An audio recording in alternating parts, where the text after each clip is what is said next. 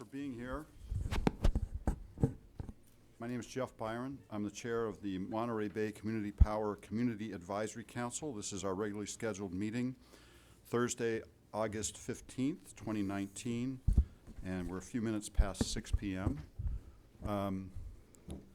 Remind me, do we start with roll, or can we pledge allegiance to the flag? Why don't we just get the roll call out of the way? Please. Thank you. Community Advisory Council Member Dr. Bueno de Bosque. Present. Kimball. Okay. Osmer. Here. Wolfram. Here. Amasquita. Here. Stedman. Here. Groot. Here. Bezira Wist. Here. Capron is absent. O'Rourke. Present. Vice Chair Lavon. Here. And Chair Byron. Here. So let's go ahead and pledge allegiance. Ready? Begin. I pledge allegiance to the flag of the United States of America and to the republic for which it stands, one nation, under God, indivisible, with liberty and justice for all. Thank you. Ms. Lamont and Dr. Bueno, we're glad to have you back. We missed you a couple of months ago. Of course, we missed I showed up last month. Where was everybody last month?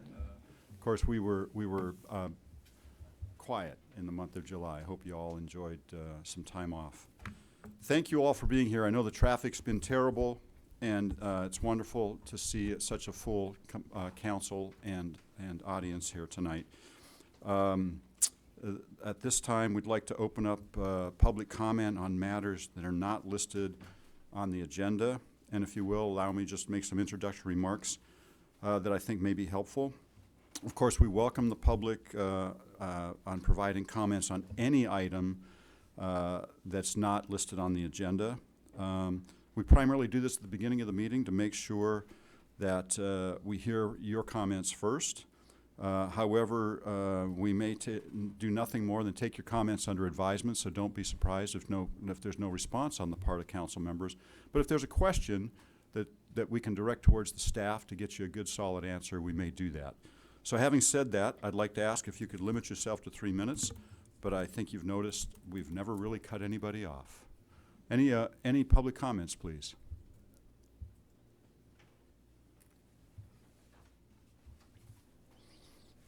Good evening. My name is Piet Cannon from Ecology Action. I just want to make a short announcement about the National Drive Electric Day in Santa Cruz. Speak up a little, please. I was going to make a short announcement about National Drive Electric Day in Santa Cruz. So that's on September 14th, and it's to promote the adoption of electric vehicles.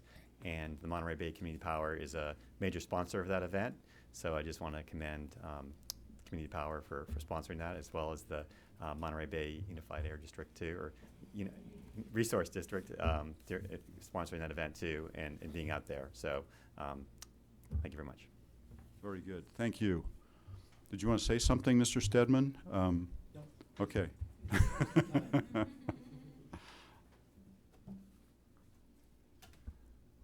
Good evening. Michael Saint with Campaign for Sustainable Transportation and also Citizens Climate Lobby. First of all, I'd just like to thank everyone here for all the hard work you do and the volunteer time. You're all basically doing this for free, and also staff that comes in after their long days and does this. I think it's a wonderful thing you do.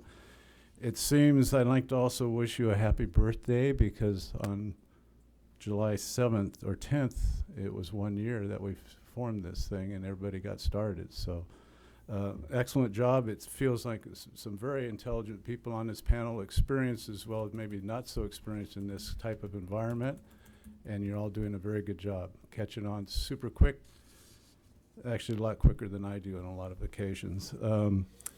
You have a letter in front of you that I put together the other day, and basically it's just reminding you of the, I think, program that should be funded with the transit districts here in the Tri-County area, specifically Metro and Santa Cruz. And basically, I'm not going to go over the whole letter. It's right in front of you, or talk about greenhouse gas emissions. I think we all know that mass transit is primarily the best answer for not only greenhouse gas reduction, but somewhat of a way to solve our congestion problem. I think we need to get out of our cars and we need to pursue mass transit. And I want to thank Mr. Groot for bringing this up and getting it on the agenda last February. And we had all 3 transit districts here making presentations. And I think this might fall under programs, so I'm not going to go into it. I think programs comes up later on the agenda. So we'll maybe get up and talk about it a little bit more there. It does meet, I think, at least 2 of Monterey Bay Community Power's goals, greenhouse gas reductions, as well as supporting local jobs. So I'll wait for it to come up on the agenda and we'll get some more information on that. Thanks for your time. Thank you for your comment. Any other public comments on items not listed on the agenda? Mr. Shaw, we have 2 other comments here from CAC member Capron, and as Mr. Sain indicated, he's provided some as well. I'd prefer not to read these because it'll take a long period of time, but I assume everybody here has them. Do we need to do anything else? The comments are available. I think Mr. Capron's comments are specific to agenda item number 11. Right. The comments have been passed out. Everyone has a copy, and there's a copy for the public as well. Okay, good. Thank you.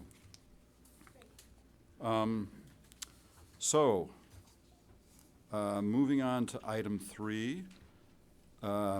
Any corrections or additions to the agenda, Ms. Lair? Very good, thank you. Will you be describing what these are, or does that come up later? I'm sorry. I know you put them here, Ms. Lair. I put them there, but I Oh. didn't get them to. We can wait if you wish.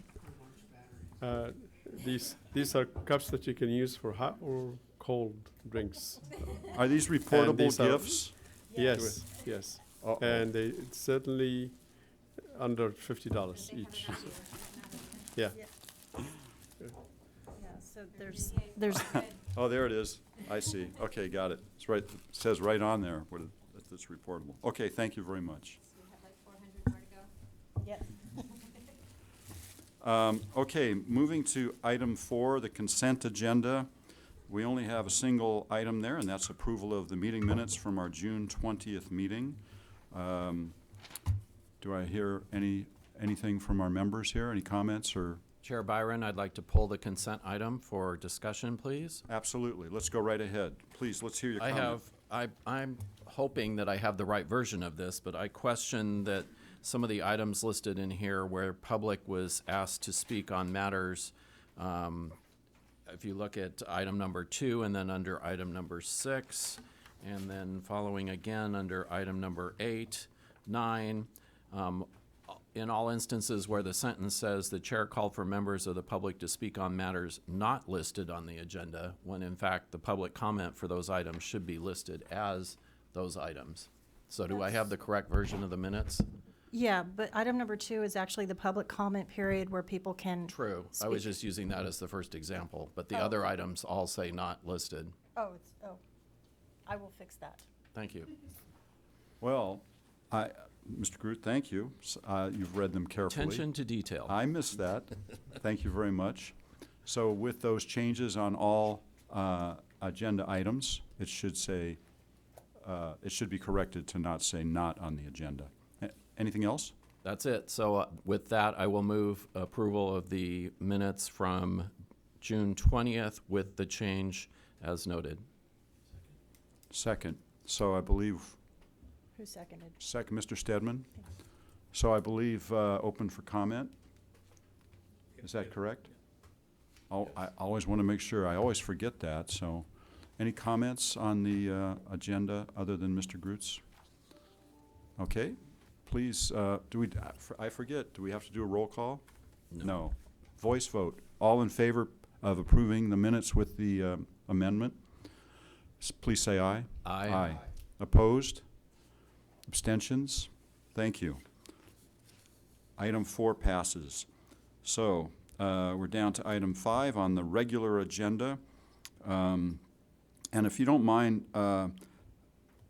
this, I think, would be a good time, it's not a direct introduction, Mr. Bossy, but I think it'd be a good time to just talk a little bit about some issues that came up with regard to our last meeting. and the roles that we all have, and I just would like to make sure we're all clear on that as the Community Advisory Council, having gone back and reread the bylaws, which is a good thing to do every once in a while. In fact, I haven't talked to Mr. Shaw about this, but I've heard rumor that he may want to revisit our bylaws in the not-too-distant future. Is that correct? Regardless. Huh? He serves at the pleasure. We also talked about, as a committee, as a council, that would be something we'd do periodically. But I would just like to read you a couple of salient sections that I think might be helpful in being clear on what our role is. So if you'll bear with me, under Purpose, Function, and Reporting Requirements, Article 2 of our bylaws, the CAC shall publicly discuss and provide in-depth review of MBCP staff recommendations to the boards of MBCP regarding the implementation, development, and prioritization of MBCP's energy plans, programs to support the authority's key goals. And of course, there's more details around that. But that's very consistent with what we've been doing. I wanted to just read just a couple other sections that I thought you might benefit from. I'm now down a little bit later in the bylaws under reporting requirements. and if you will, this is subsection 2.03, item C. And I'm being selective, but I think these are the salient ones. Any opinions or ideas of the CAC that differ from the staff's opinions and ideas shall be summarized in the CAC's reports to the Policy and Operations Board. And so I see that as my role to try and reflect those comments. And if that comes up later on in our meeting, I'll be glad to share with you some of the comments that I provided to the Operations Board yesterday. And just two other short quotes here. Item F, individual CAC members may express an opinion on any recommendations either supporting or dissenting by either expressing a personal opinion directly to the policy board or requesting his or her opinion be placed in the record in the meeting minutes and transmitted to the policy board. Such CAC member is responsible for providing that statement to the board clerk. So that's just one of the mechanisms that you always have, and we do have members of this council show up periodically to Ops and Policy Board and speak during the public comment period. But finally, CAC members are encouraged to ask questions and openly debate relevant issues and be respectful of other opinions and tolerant of other viewpoints. I think Mr. Saint may have provided similar quotes for us at our last meeting. It's been a year, and I know that you've all been coming up to speed, as we all do, on the complexities of this sector and this business. You understand what CAC, our Monterey Bay Community Power, is all about, and I fully hope you will continue to engage even at a higher level. In other words, I'm encouraging you. I want to hear, and the public wants to hear what you have to say. All right, so having said that, just as introductory remarks to our CEO, he's got a lot of things he wants to talk about, so I'll turn it over to you, Mr. Bossy. Thank you, Mr. Chairman. I think we're on item number 5, and we have 2 items to Correct. discuss. And both of them will be introduced to you by Dennis Dish O'Neill, who's our Power Supply Director. Good evening, Chair, Vice Chair, and members of the board. Thank you. Certainly. Oh, thank you. All right. So the first item I want to provide an update on is our, we had mentioned before that we had issued a joint request for offers for long-term power purchase agreements with Silicon Valley, our neighboring CCA in Santa Clara. This is similar to an RFO we ran in 2017, which produced the 3 long-term contracts we did last year. So we received quite a robust number of offers, 54 projects, new project builds, and from 36 different developers. So it's a very good responses, and the pricing's very attractive. But we're right now we're in the middle of identifying and selecting our our developers that we will begin negotiating contracts with. And the plan is for next month, I'll provide a much more detailed presentation to you on which projects we selected and how we got there. That concludes my comments about this item. If you have any questions, happy to take them. Mr. Groot? I'm just wondering if you could characterize the geographical extent of where these offers came from, if they're regional, local, or farther away? I would say all of the above. We all over the state were the different projects. And I'll talk about next time kind of how we approached our evaluation method, where location was given a component of our consideration. And yeah, but we did have them from all over the state and even a few outside of the state.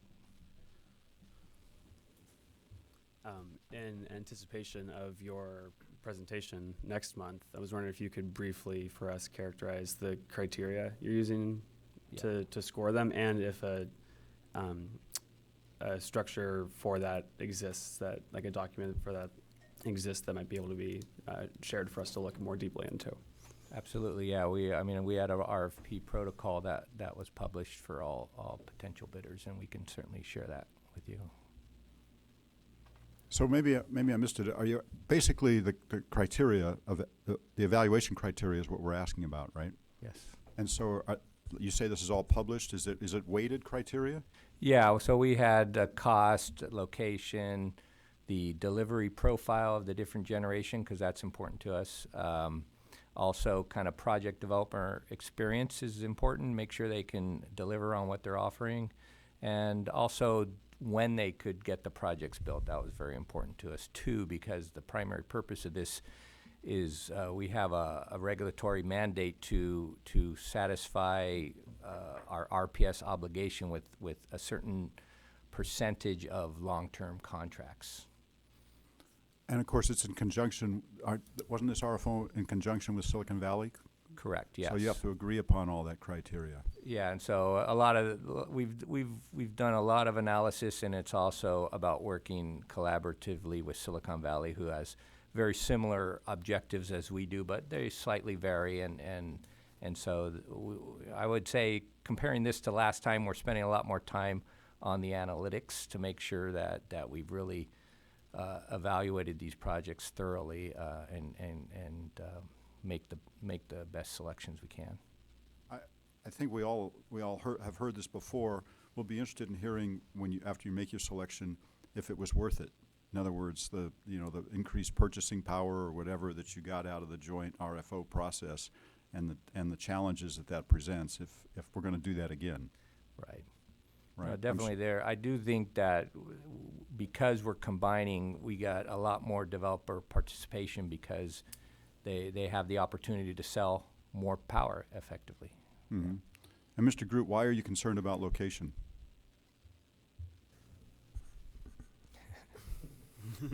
All right, I'll be honest. That's what we want. I've gotten a lot of questions as to why we're getting power from New Mexico. So I think that is part of the discussion that has to be had when we bring those projects to us for review, is the geographical location of where we're getting the power from. Right. And I have a feeling I know what the answer is, but will we get some indication after you've made your selection as to why you made that selection, so that he has the answer to that? Absolutely. I mean, I have a feeling it's cost that wins out above all, but I don't want to. I mean, I think simply, yeah. I mean, that is really we're weighing the cost differentials between local power versus the lowest cost that's available. But, I mean, there's also other things, and I'll go into it next time about. I mean, there's some interesting impacts to the grid that are happening where if you put too much solar in one place, that can have a negative impact on the grid, and so that was something we looked at real closely this time. Mr. O'Rourke. One more thing. The advantages of the shared purchasing power are pretty obvious, but what might the disadvantages be? Do we have to compromise on any of our priorities for what we might want out of a menu of options by working with the other CCAs? I think I would say in general, yeah, but Silicon Valley and Monterey Bay have virtually identical mission statements, and, you know, this guy right next to me might have had something to do with it since he was behind forming both of those. Yeah. So that makes it easier to collaborate when we have very similar objectives.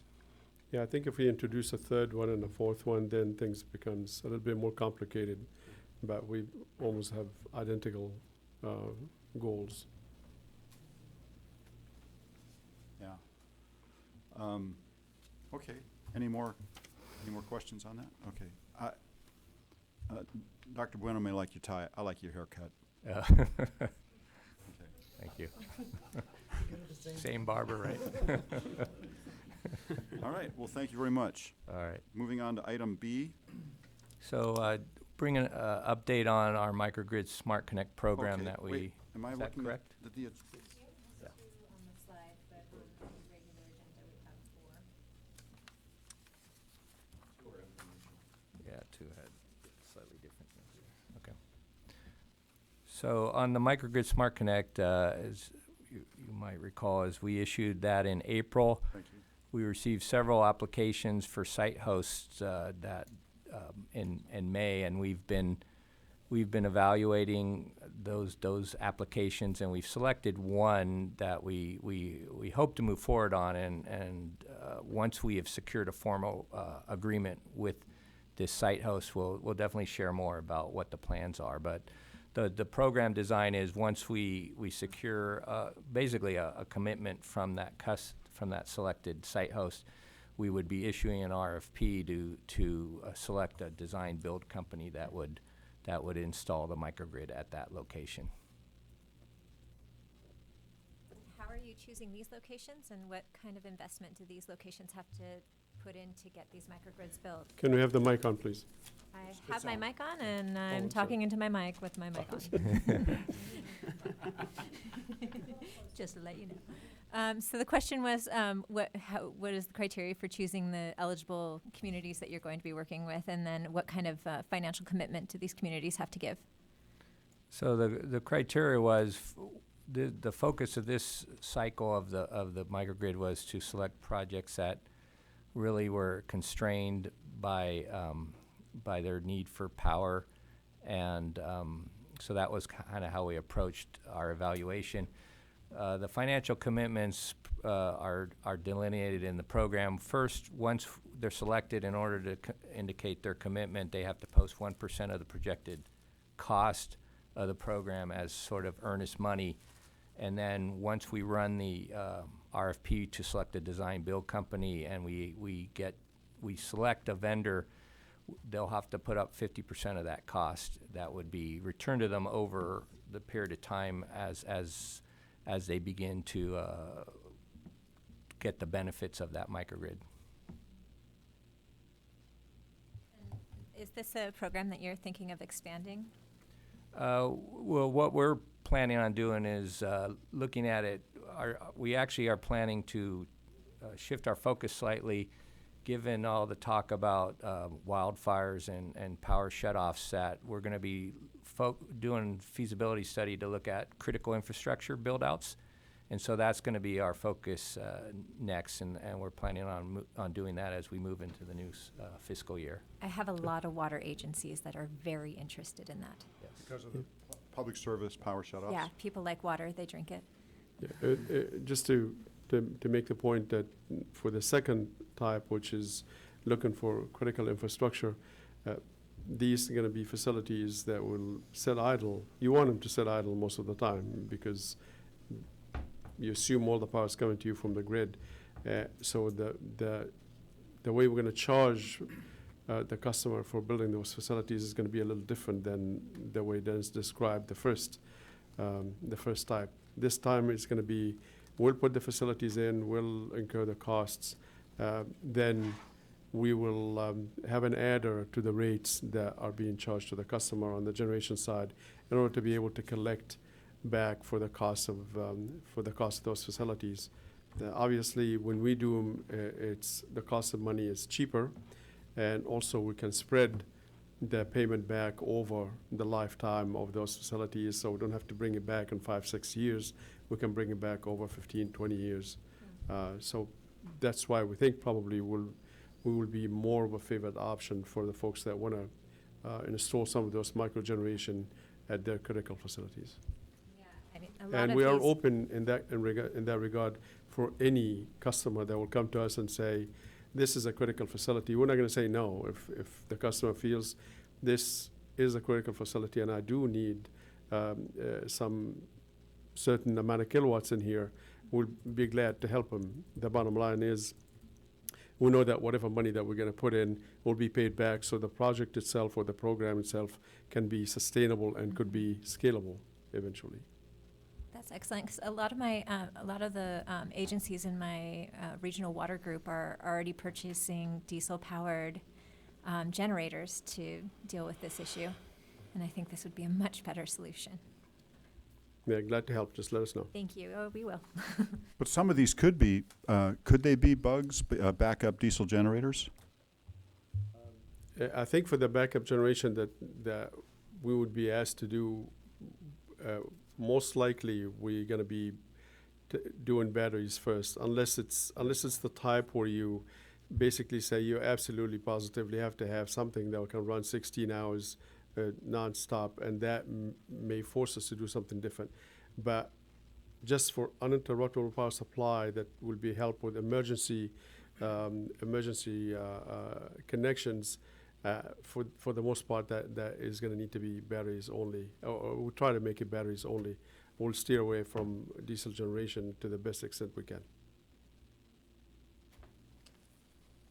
Okay.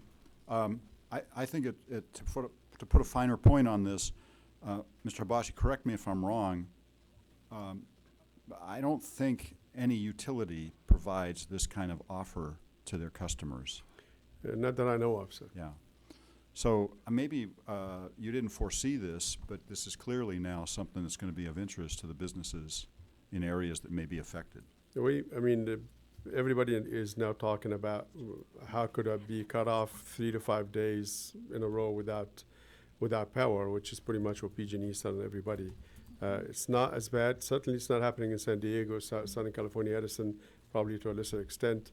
But up here, PG&E is making it abundantly clear, given that all the problems that they had with the fires, that their priority number one is to make sure that there will be no other fire that they will be responsible for. Mr. Groot.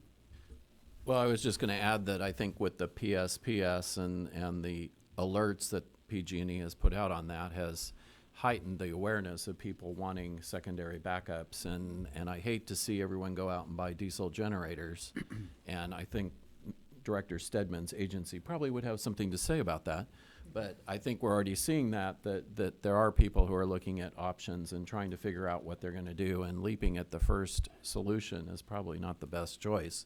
So I think the faster we can get this program up and running and offer more alternatives to diesel generators, I think the better off we are.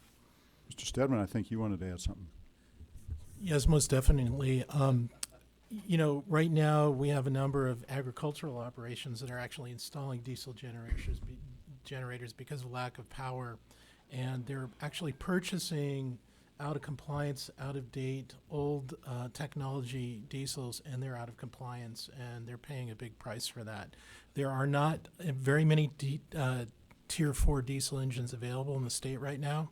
So when you say your water companies are looking at that, they may want to look at there's a state air toxics control measure, as well as our rules, which really limit the types of engines that can be placed. And if it's near a school or a sensitive receptor population, such as a daycare or a health center, then additional restrictions apply, and they'll have to do a toxics analysis. And even though it may be backup, it has to be projected worst case full-time operation. So, Ouch. yeah, it's not easy to get one of these large diesel engines sited, even if it's a Tier 4, because as we've grown to understand, there's no real such thing as clean diesel, at least the way VW would like to have had us believe. So I'd like to add one other item to that, and then I'll go to my vice chairman. I remember having been the energy director at Oracle Corporation, we used to bring in at the end of the quarter temporary diesels and hook them up just so we could deliver product, which was essentially CDs, at the end of the quarter, without the threat of rolling blackouts or public power shutdowns. And a lot of companies were doing this. But then when we had that sort of a 6-month notice back in 2000 that we were going to maybe 5% chance have rolling blackouts in that summer, a lot of Silicon Valley companies went out and put in backup diesel generators, and they operated them with impunity. Is that the right way to say that? Anyhow, they operated them a lot, and damn the fine, they'll pay it just to make sure they're still in business. So I'm glad to see that there are more stiff regulations in place now about even putting them in, let alone operate them. I should mention too that PG&E had a plan that rewarded folks for going and operating their diesel backup generators to displace their energy needs from PG&E and from the grid. And a number of hospitals were involved, and that's probably the worst place to have toxic emissions. So we've been fighting that as well at a lot of our healthcare institutions. One bit of good news to share with you that there is a push in Congress for a bill that would allow for investment tax credit on batteries installed by themselves. Right now, the only way you can get investment tax credit for batteries is if you install it in conjunction with solar, and that battery will have to get 75% of its charge from the solar, otherwise it would not get the tax credit. And a lot of people have been working pretty hard to try to get that incentive tax credit to actually be applied to batteries, standalone batteries, and that bill seems to be moving. Yeah, a lot of people are working pretty hard to try to get it approved. It hasn't yet, so yeah, if you get a wind of some, if you can provide any support to help move that bill forward, please do, because that it will reduce the cost of those batteries. It will make it more economically feasible for many of you to be able to pay for those backup batteries. We have a draft policy that we'll be reviewing later on the agenda about providing support on legislative issues like that. That's correct. So the microgrids, they do include solar panels, I'm guessing. That's part of the microgrid itself. Yeah. But the question that I really wanted to ask was, I imagine that one of the first steps in doing this is an energy audit so that you can see how much energy you would be expending over the 3-day period when you would be blacked out. Is that something that's also included in your process? I or is think that something you expect the folks to come up with and let you guys know what they need? it's the latter. I think the customers that do have that emergency will be out there and studying They how know many already. of those critical facilities are there to kind of look at it from a macro perspective. But I think it's going to be important for the folks that do need that backup generation to look at their own situation and then inform us as to what they need. Okay. And in some cases, it may not include solar, maybe just battery, because remember, this is just uninterruptible power supply, and it's a backup when the grid goes down. So it doesn't necessarily need to have solar, because that could be an impediment if you don't have the room for it. Okay. Thank you. A lot of comments, obviously, on this subject, because you can see this council, I think, is expressing interest in the environmental impact of this sort of thing, the financial impact, how you're going to set these up. We've been told at prior meetings that we'll go slow, we'll see how this all works, but this could be the new normal now for providing this kind of service to customers. And I think we also understand a little bit better as a result of this discussion that there is benefit to many of our customers to have this, an economic benefit. Any other comments on this particular item so we can let the CEO continue his report? Okay. Any more on this one? Not on this one. Thank you, Dennis. Just for the, thanks, Dennis. For the rest of the report, we have the information attached to your agenda. If you have any questions on it, be glad to answer it. Otherwise, we can move on to the next item. Please. I'm sorry, did I misunderstand? As in, next item is an item number 6 on the agenda. Oh. That's what I meant. So, did I miss legislative updates, outreach, engagement? Later on, Rob is going to be talking to us about the legislative platform and legislative update. he'll put them all together, but you do have the report in the CEO report. Rob, did you want to talk about that as well? The later agenda item on the legislative policy won't include the update, but it's here as informational items. I can certainly go over it currently, but for interest of time. That's the sense I'm getting, that our CEO is asking us to move forward. However, I don't want to preclude any questions or comments that members might have on these topics. So I'm just going to read them quickly. Under the CEO's report, we have legislative updates, and having gone to the operations board, I can tell you that I think, in fact, you endorsed my comment that you pretty much quashed all the bad legislation, and congratulate you on that there is still some stuff outstanding. Outreach and engagement on community programs. There's some update information that I think the council is well aware of. And then there's the programs calendar, which is in there for information only. And I jotted down staffing increases. Were you going to discuss later on the fact that you're increasing the size of your staff or have new members at this point? When we get to talking about the budget, yes. Okay. So any questions or comments on those items from members first? Okay. Then we'll go to public comment. We're on item 5, CEO's report. Any public comment?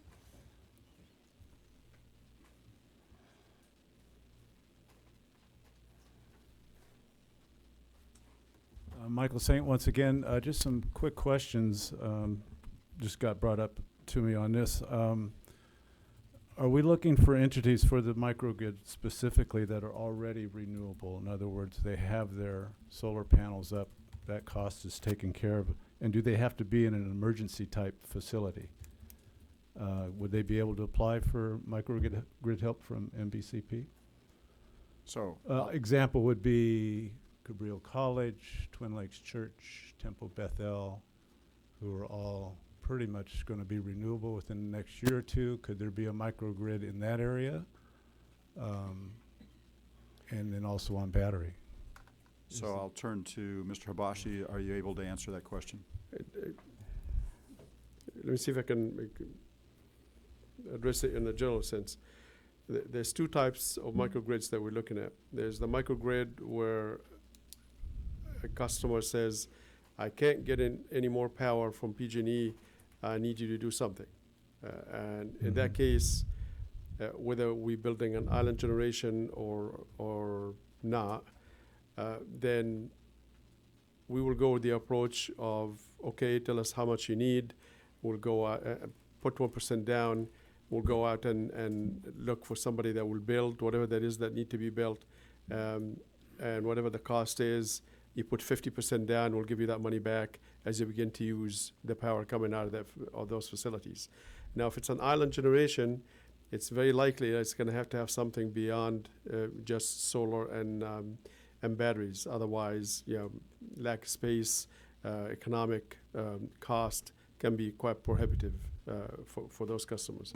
If it's not an island generation, then by all means, we can just do only solar and batteries for those.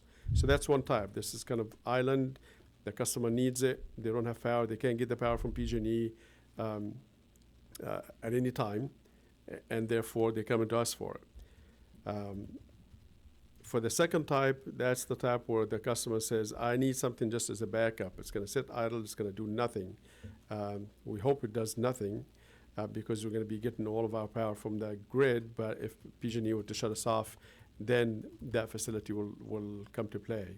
And that's the type where we will build it all, pay for it all, have the customer pay for it over time.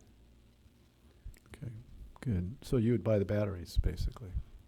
Because that was the question I had. For the second type. Okay. And there's not the criteria, you said something about a 3-day blackout So criteria. excuse me, I'd like to keep from having a dialogue with the CEO in front of us. If you have a public comment you'd like to make, great. If there's a question or clarification, then we'll ask him if he can provide it. I think the But question we is... can't let this go on for a long period of time. Okay, just really quick. I know over the 3 minutes, but I'm just curious. These three entities were interested in the microgrid situation. I'm not knowledgeable about that very much. Who would I get in contact with maybe here that I could further the discussion? That would help. Dennis. Dennis? Yes. Okay, thank you. You're welcome. Thank you for your comment. Any other public comments on this item? Thank you. I hope you understand I'm just trying to keep us from getting into a dialogue like this and using everyone's time. Trying to be a little more efficient these days. I don't know if you noticed we had a 4-hour meeting last time out. Okay, maybe we did notice that. I'm moving on then to... Mr. Chair, before you, before Yes, we sir. move on, that Mr. Osmer. brought something up to me, his comments, and let me make sure I understand, because I thought the Microgrid is a program, and at this point, isn't it closed, or are we accepting applications for that program ongoing? Once again, to the two types. The first type is if you need the power, you can't get it from PG&E, then apply. When we received a whole bunch of applications, we looked at a whole bunch of them, and we're working with one customer right now. So that's one type. The second type that we haven't studied yet, that's the one that deals with critical facilities, and we're still looking at it from a macro perspective, saying how many of those facilities are out there, how can we notify people of what they can do and cannot do. But if you already know of a facility, as was expressed by Natalie, then you don't need to wait. Just tell us, we'll put your facility in a list, and as soon as we begin going out there and looking for batteries or other type of generating facilities, then we got your request on hand, and we'll work with you on how to price it and how we're going to collect for it. Yeah, sorry. It's not a program that opens and ends. It's open now, and so if you have an application, if you have interest, let us know. So it isn't, at this point, it's not a publicized matter? Or? I don't know how much publicity we've been putting out there, Dennis. I think we've been pushing it with the customers for the last few weeks at least. Our customer representatives have been out letting everybody know that this is something that we're going to do. So we are receiving interests from folks. Thank you. Sorry. No, please don't apologize. Good question. Okay, Mr. O'Rourke. Yes, I apologize. Just one more question. No I'll apologies. I'll keep it brief. So we have the one customer that we're working with right now. Is that because of the relative youth of the program, or are there other constraints that have kept us to one customer so far? Perhaps I can ask Dennis to, I think we received a whole bunch of applications. It's only one that seemed to be in line with what we've, with the requirements of the program. But I would say yes to your question that we are moving slow, and we want to make this a scalable and replicable process. So we're kind of going slow and hope to be able to scale it up in the future. And Mr. O'Rourke, my recollection, and correct me members, is that this council asked a lot of questions about this program early on and suggested that they move slowly. Yes, that's correct. Is there a criteria that you can share with us that we can share with our constituents? For the first cycle program? I'm looking at the second cycle program. Once we develop Come it, I up with think one. we are still in the planning stage. So we plan to design it, and then we'll definitely disseminate and advertise what we're planning to do there. Okay. Thank you. So we've gone on a little further on item 5. You can see there's always, now you know how Mr. Killigrew felt 2 months ago when you weren't here, Mr. Habashi. I think it took him a while to get through all these items in the CEO report. This council is very interested in all these topics. So By I'm all going means, to, that's what we're here for. thank you. I'm going to move on to item 6. And this is an action item, support the staff's recommendation to the Policy Board of Directors to approve MBCP's expansion philosophy. Mr. Habashi.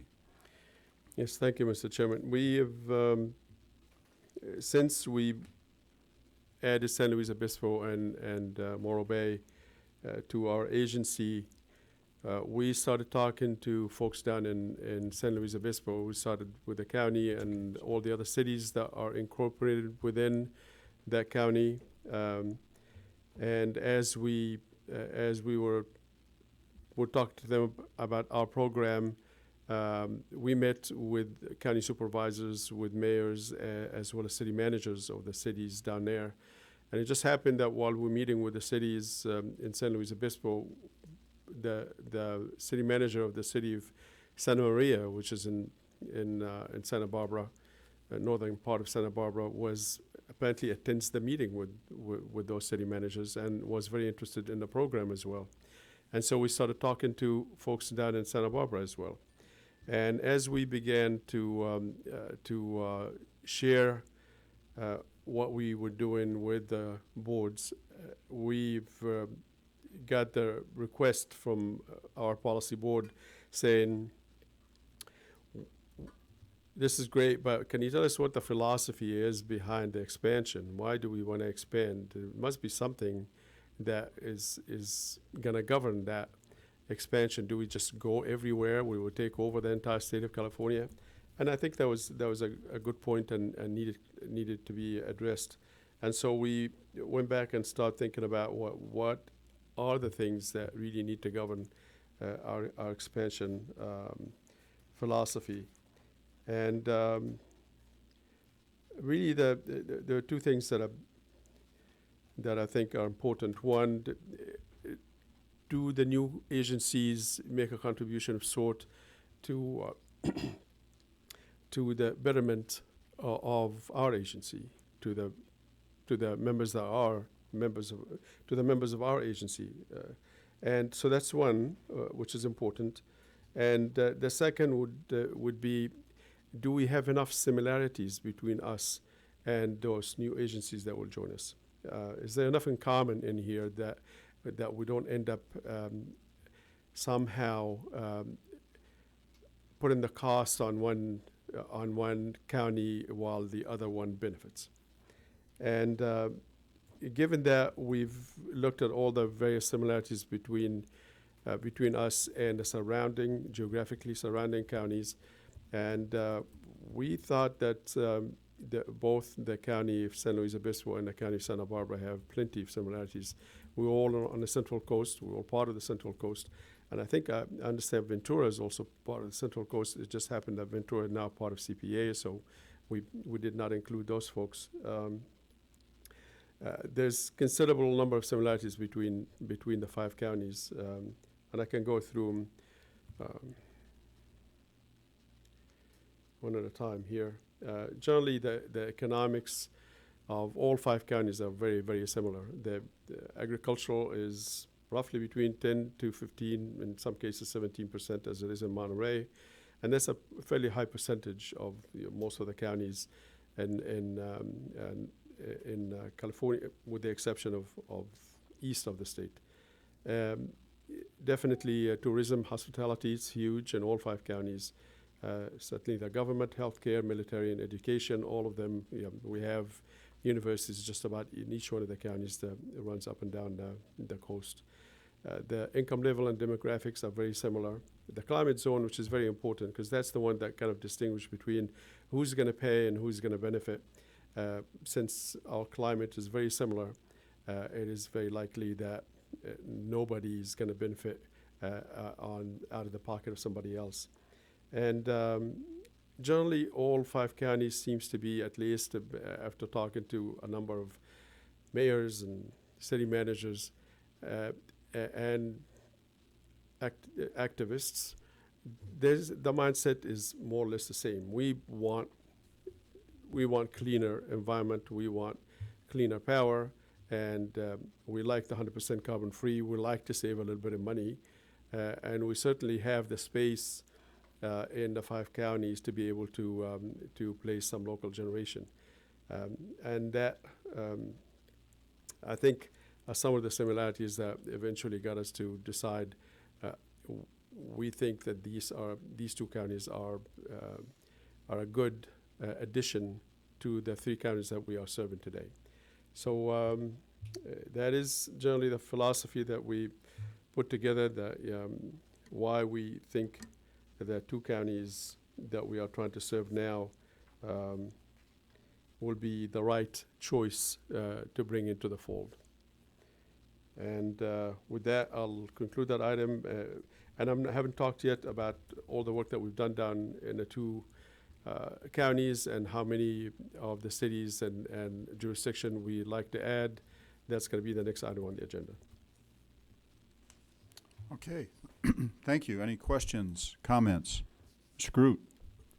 Sure. I remember when this came up several months ago, probably even one of our first meetings, is we had a discussion about Santa Barbara County and the challenges because part of that county is served by Edison. And I'm wondering if you've looked at that more and figured out whether or not those challenges are really indeed true or we can overcome those. What's the philosophy on that right now? Yeah, it's certainly not without a challenge, but it's not a challenge that you can't overcome. I mean, here's if you are adopting the philosophy, which we are about to change, of we're going to charge what the utility charges, then we're going to give a rebate from that, then we're going to have a difficult situation because what the utility in Southern California Edison charges is different than what PG&E charges. They certainly charge the margin in Southern California side of the business is smaller than it is in PG&E. But we've decided that we're not going to be doing business that way anymore. We now have enough reserves. We have enough saved that we can actually design our own rates. Basically, put our big boy pants on and decide we're not going to follow PG&E anymore. I don't like the way they do rates. It's their approach takes us back to the 1950s, and I think we need to move to the 21st century. If we design our own rates, then it's cost plus, and it's my cost to buy the power in Southern California plus whatever administrative cost, and it's my cost to buy the power in Northern California plus whatever administrative cost.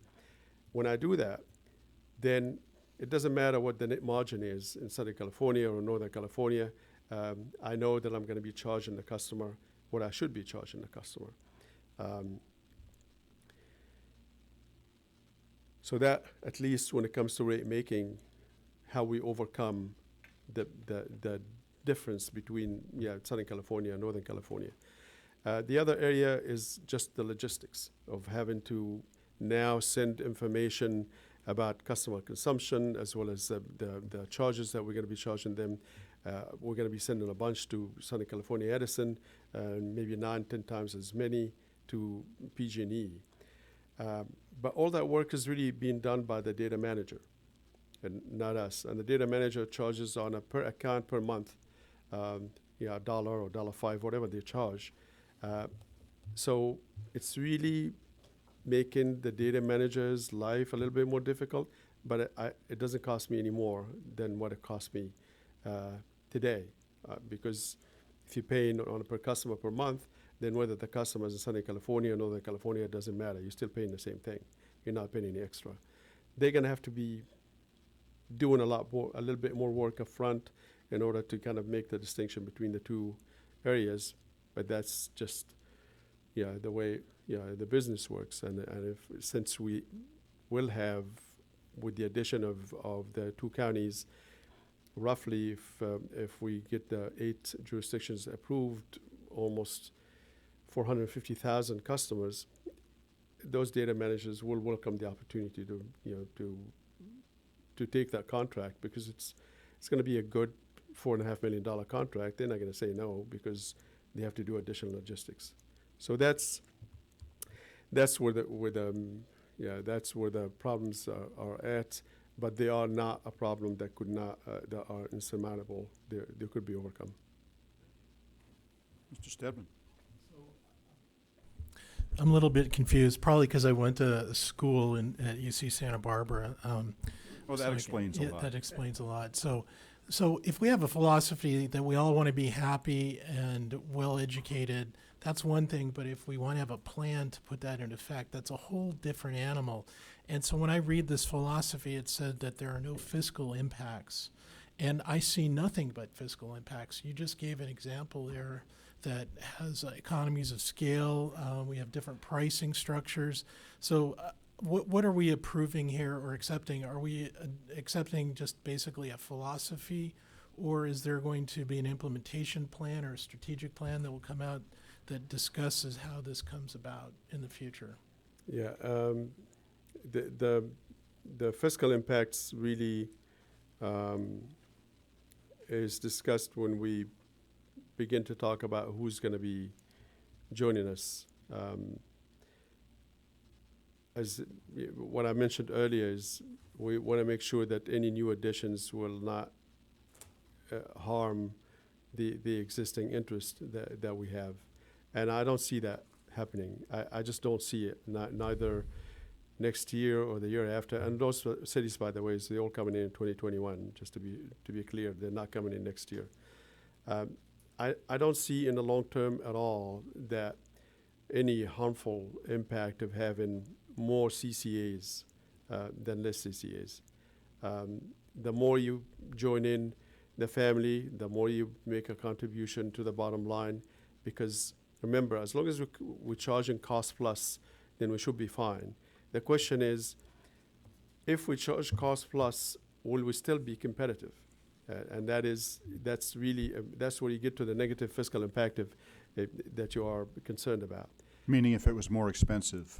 If it's more expensive for us to serve, if it's our cost plus the PCIA or whatever term is for Southern California Edison, if the combination of these two are higher than what the utility charges, then I got a fiscal impact that I have to worry about.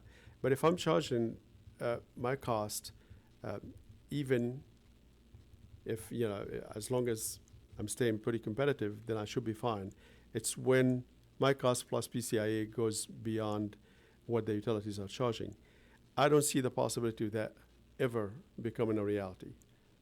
Given the way that PCIA gets calculated, given what the cost that the investor-owned utilities incur and how it gets incurred, given the fact that we can issue tax-exempt bonds, given the fact that we don't spend as much money on administrative and overhead, given so many facts over the long term, if you take the long view, it's incredibly unlikely that we're going to be more expensive than those guys. And if you add to that, to the fact that now 2 of the 3 investor-owned utilities here in California are saying, I don't want to be in that business anymore, then that doesn't become a factor anymore at all in our thinking.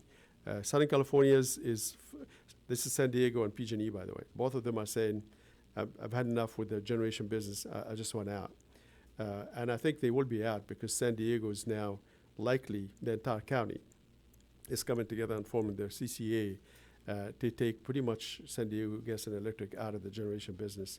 PG&E is coming very, very close. It's only Southern California that's still holding on with their fingernails, and I just don't see that continuing for any length of time.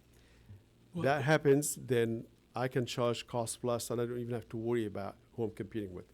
Well, thank you for your answer, and I don't want to drag this out, but It's okay. it's not only in the negative aspects, but like the beneficial aspects as well. That's an impact that would actually help support the philosophy even further. So I think what you just explained is very important.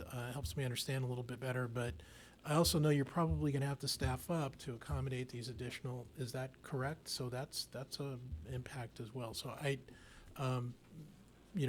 you're probably a lot farther ahead of it than where I'm at, thinking of how this is all going to come together. And once again, I go back to the original question: are we just approving a philosophy? Because if that's all we're doing, that's a great idea, but it doesn't necessarily reflect that's what a plan of implementation or something like that. So, is this just we all want to feel good, or is it this is how we're going to feel good? Good question. Yeah, looks like Rob wants to answer. I'll let him volunteer this one. Good. I was just going to offer that the action is to approve the philosophy plan. I think the immediate, we have other actions to bring in 8 jurisdictions, and then we would anticipate, based on conversations that staff has had with other entities south of us, that there would be further member entities that would apply to join as part of a December sweep. So while this is a plan, I think, or this is a philosophy for expansion, the plan itself we'll probably discuss a little bit as part of the budget discussion that's coming up as well, because I think you see a lot of the impacts that you're anticipating, and correctly so, as part of that budget discussion. Your other comment, though, about there is fiscal impact, and it would be much more appropriate to say what it is and that it's been evaluated and considered, rather than saying there's none. Yeah, this may be a guiding principle that helps inform the budget, which if that's what this is, then I'm okay with that. And that sounds like what Rob has said that it is. So I just thought I'd bring that up, because when I saw the first thing I said, no fiscal impacts, that's all it's about. That's why we're doing this, and that's one of the reasons, besides the others that you listed, that we want to bring in other partners. So The budget figures that you see tonight do include the city of Delray Oaks. It includes the 4 cities from San Luis Obispo. When we go to the policy board, we will also include the revenue impact for the county of Santa Barbara, as well as the cities of Goleta, and I believe there's one more city. Carpinteria. Carpinteria. I was thinking Guadalupe. I'm sorry, Guadalupe. We're holding off on Carpinteria as well as Santa Maria, because they have not approved their first reading of the ordinance yet. And the second reading is not going to happen until after the policy board. It's very likely that both Carpinteria as well as Santa Maria will be included in a group that will be bringing in December. Good comments. Please do not feel as though you've slowed us down. I'm trying to speak quickly. I know we have some more. And I go to Mr. Osmer, and then I'll come back. Yeah, and just to follow up on that is, hasn't this train already left the station? Does it matter whether we're on board or not? Clearly, it's a moving target, just by the last answer that Mr. Hibashi gave us, what's being included, what isn't, and it sounds like there may be another wave of cities. So has the train left the station, Mr. Hibashi? The train only leaves the station when the policy board says the train leaves the station. Right now, it's sitting right there in the policy board train station. And I think. And I guess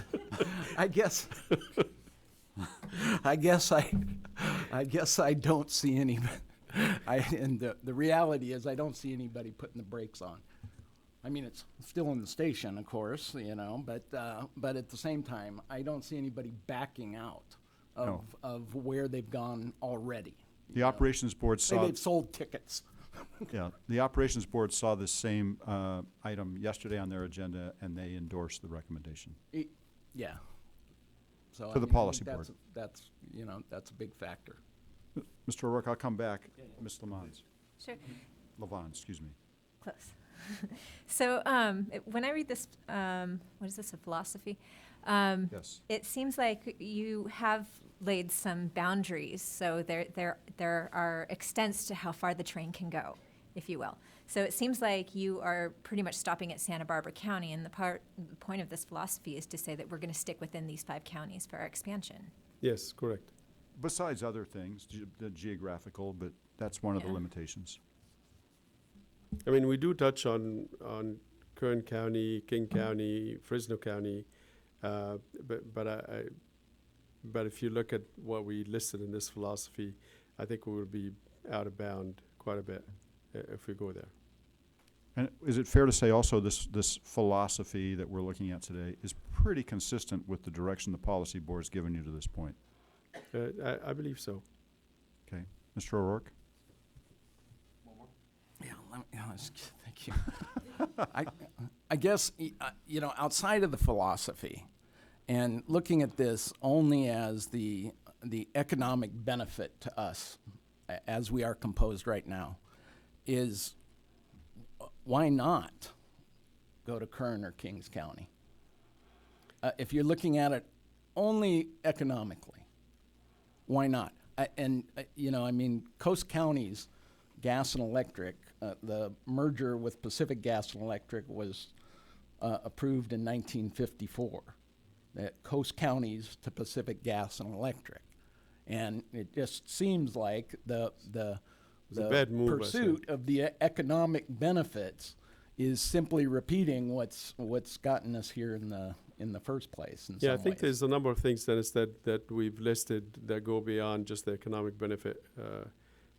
I would say just are we like-minded people? Are we all thinking that that we want to go and do 100% carbon-free?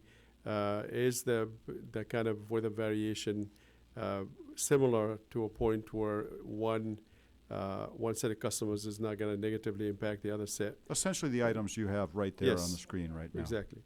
It's So that's why we're not recommending to go after other counties. Mind you, however, I've expressed and I've told the folks from Fresno County as well as the folks from Kern County that I would go there anytime they invite me to tell them about the benefit of forming a CCA. I want each and every one of them to have their CCA. I want them all to join the family, so to speak.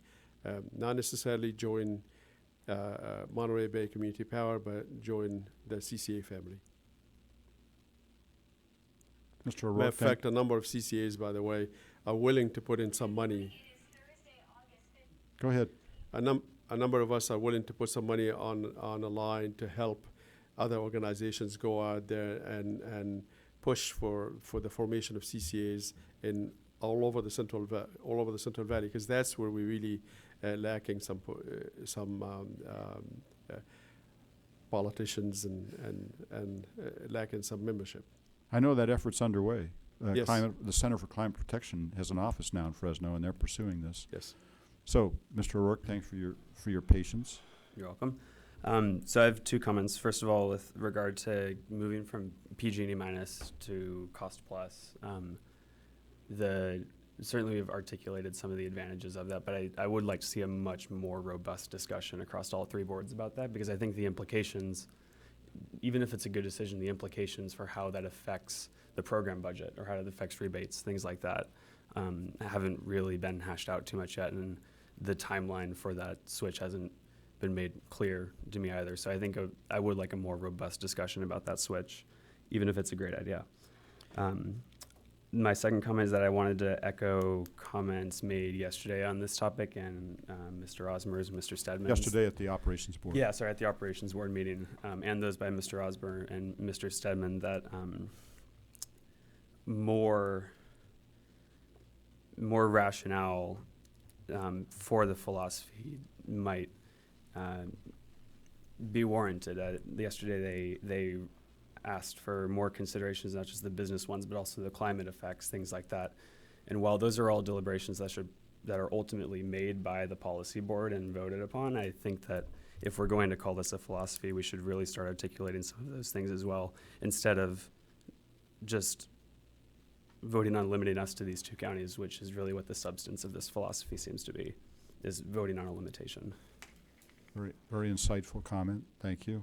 I'd like to add a response to that, if I may. I'm very excited about this notion of this CCA looking at decoupling its rates from the utilities. Having been involved in rate setting for a long time as a policymaker as well, it is so convoluted. It is so.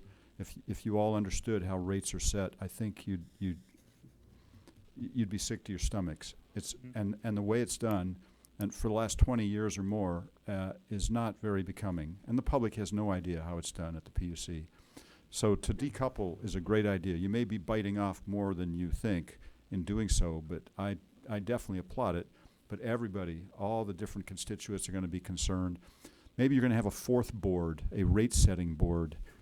I mean, it could get very complicated, but I think what you just heard from Mr. O'Rourke, and I'm seeing some heads nod, this is something that this committee is going to be interested in as well, because you have a lot of the different classes of customers represented here. By that I mean ag, industrial, commercial, residential, and everybody is worried about their Yeah. what's ox being gored? No, that doesn't sound right. Yeah. Anyhow, Well, let me just give you my experience of rate making. right? Yes, Because you've done this as well as a director of a publicly owned utility. Yeah, and you're not just doing rates for generation, you're doing rates for distribution system. It's quite extensive, it's a lot of work, and we will take at least a year to put the rates together in the first 6 to 8 months, then spend another 4 to 6 months just shopping that around, talking to our customers, talking to the boards, of course, eventually to make sure that what we've done is the right thing. Not only that, but we got to make sure that when the rates are all put together, that all of them for all customer sectors will be competitive with whichever utility that we are competing against. And at the end of the day, the best thing about this, so far we've been funding programs at 2% of revenue, then whatever left over, we shove it into reserves or give it back as rebate on a percentage basis, 90-10, 80-20, and so on. This is what we've done in the last couple of years. I think we will have definitely in the next year the robust discussion that you're asking for, Brandon, because we now will consider the funding for programs to be part of our expenses. That's going to be part of our revenue requirement, and we need to figure out what that number is going to be. That will be give the comfort level to all of our boards, but also when it's added to our cost, and when you devise or you develop your rate structures, that whatever rates that you're going to end up with will still be competitive and will still give back the customer, put some money in their pocket. And it's going to be up to you folks to decide how much you want to push here, knowing that the more you put in programs, the more likely the rates will be up. And it will be a dialogue that we're going to need to have with the community and eventually with you as well as the two boards. I don't in any way or shape discount the work that's going to go in to get those rates right, or the involvement that you're all going to have. Okay, so we've gotten off on rates a little bit and some of the philosophy that Mr. Hibashi has that he's sharing with us. We'll be coming back to it. I'm going to get to you in just a second. But we are talking about the expansion philosophy. I do want to get back to that and see if we can come to an agreement on that. But before I force us back to that topic, Mr. Groot. Well, I'm actually going to follow your lead there and force the decision here by making the motion that we recommend to the policy board the approval of the expansion policy as drafted. Do we have a second? Second by Mr. Stedman. So open it up to public comment, please. That we're on item number 6.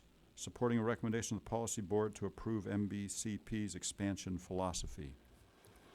I'm sorry. No, go right ahead. Got you. Go right ahead, Mr. Hibashi. No, I'll wait for the public comments. Okay, because I always, if I've done something, I always want to be corrected before it goes any further. I was jumping on number 7 already. I'm sorry. No, please wait. All right. Any other discussion or comment amongst this committee? Yes. Mr. Osmond. Yeah, so I'm absolutely in favor of the motion based on the economic considerations, but on the on the matter of whether we constitute as a whole with these other counties, Monterey Bay community power, whether we constitute a community, I can't really go for it. Apologies to Mr. O'Rourke. And I'm sure that we can get along. Only because of where you live. Exactly. we can get along, absolutely. But maybe I'm just too provincial to admit that we're a community. In structures throughout the state, this isn't a normal structure. I mean, Monterey Bay is pretty well isolated. I mean, there's San Luis Obispo County, Santa Barbara are included in District 5 and Caltrans. Caltrans, the headquarters is in San Luis Obispo. In that case, the shoe is on the other foot, and nobody here that I know of is happy with that situation, or have been for 25 years. So I see that there's going to be some inherent friction, especially when it comes to community programs. And I think we lose that distinction. And we lose it just as Santa Barbara and San Luis Obispo may lose it. So, on that basis, I can't really support it. And I joined I applied for the board because it was Monterey Bay Community Power. And it's not like we don't have enough disparities between the counties that are initially involved. I mean, Santa Cruz and Monterey and San Benito are similar in a lot of ways and dissimilar in a whole lot of others. And our politics throughout the years have certainly shown that. So I just, I think I just got to go for the provincial approach and vote against it. I understand, and I actually did express the concern that I heard from you in this regard yesterday at the Operations Committee. I said a couple of members of this council expressed concern that MBCP is becoming no longer just Monterey Bay nor local community with this expansion.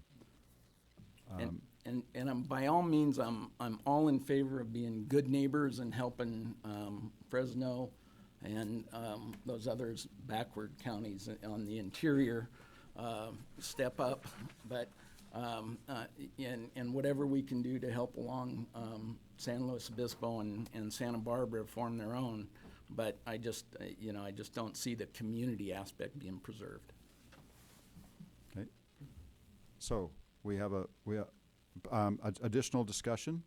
Mr. O'Rourke. I'm sure he was just kidding about the backward. No, I was just talking about the interior.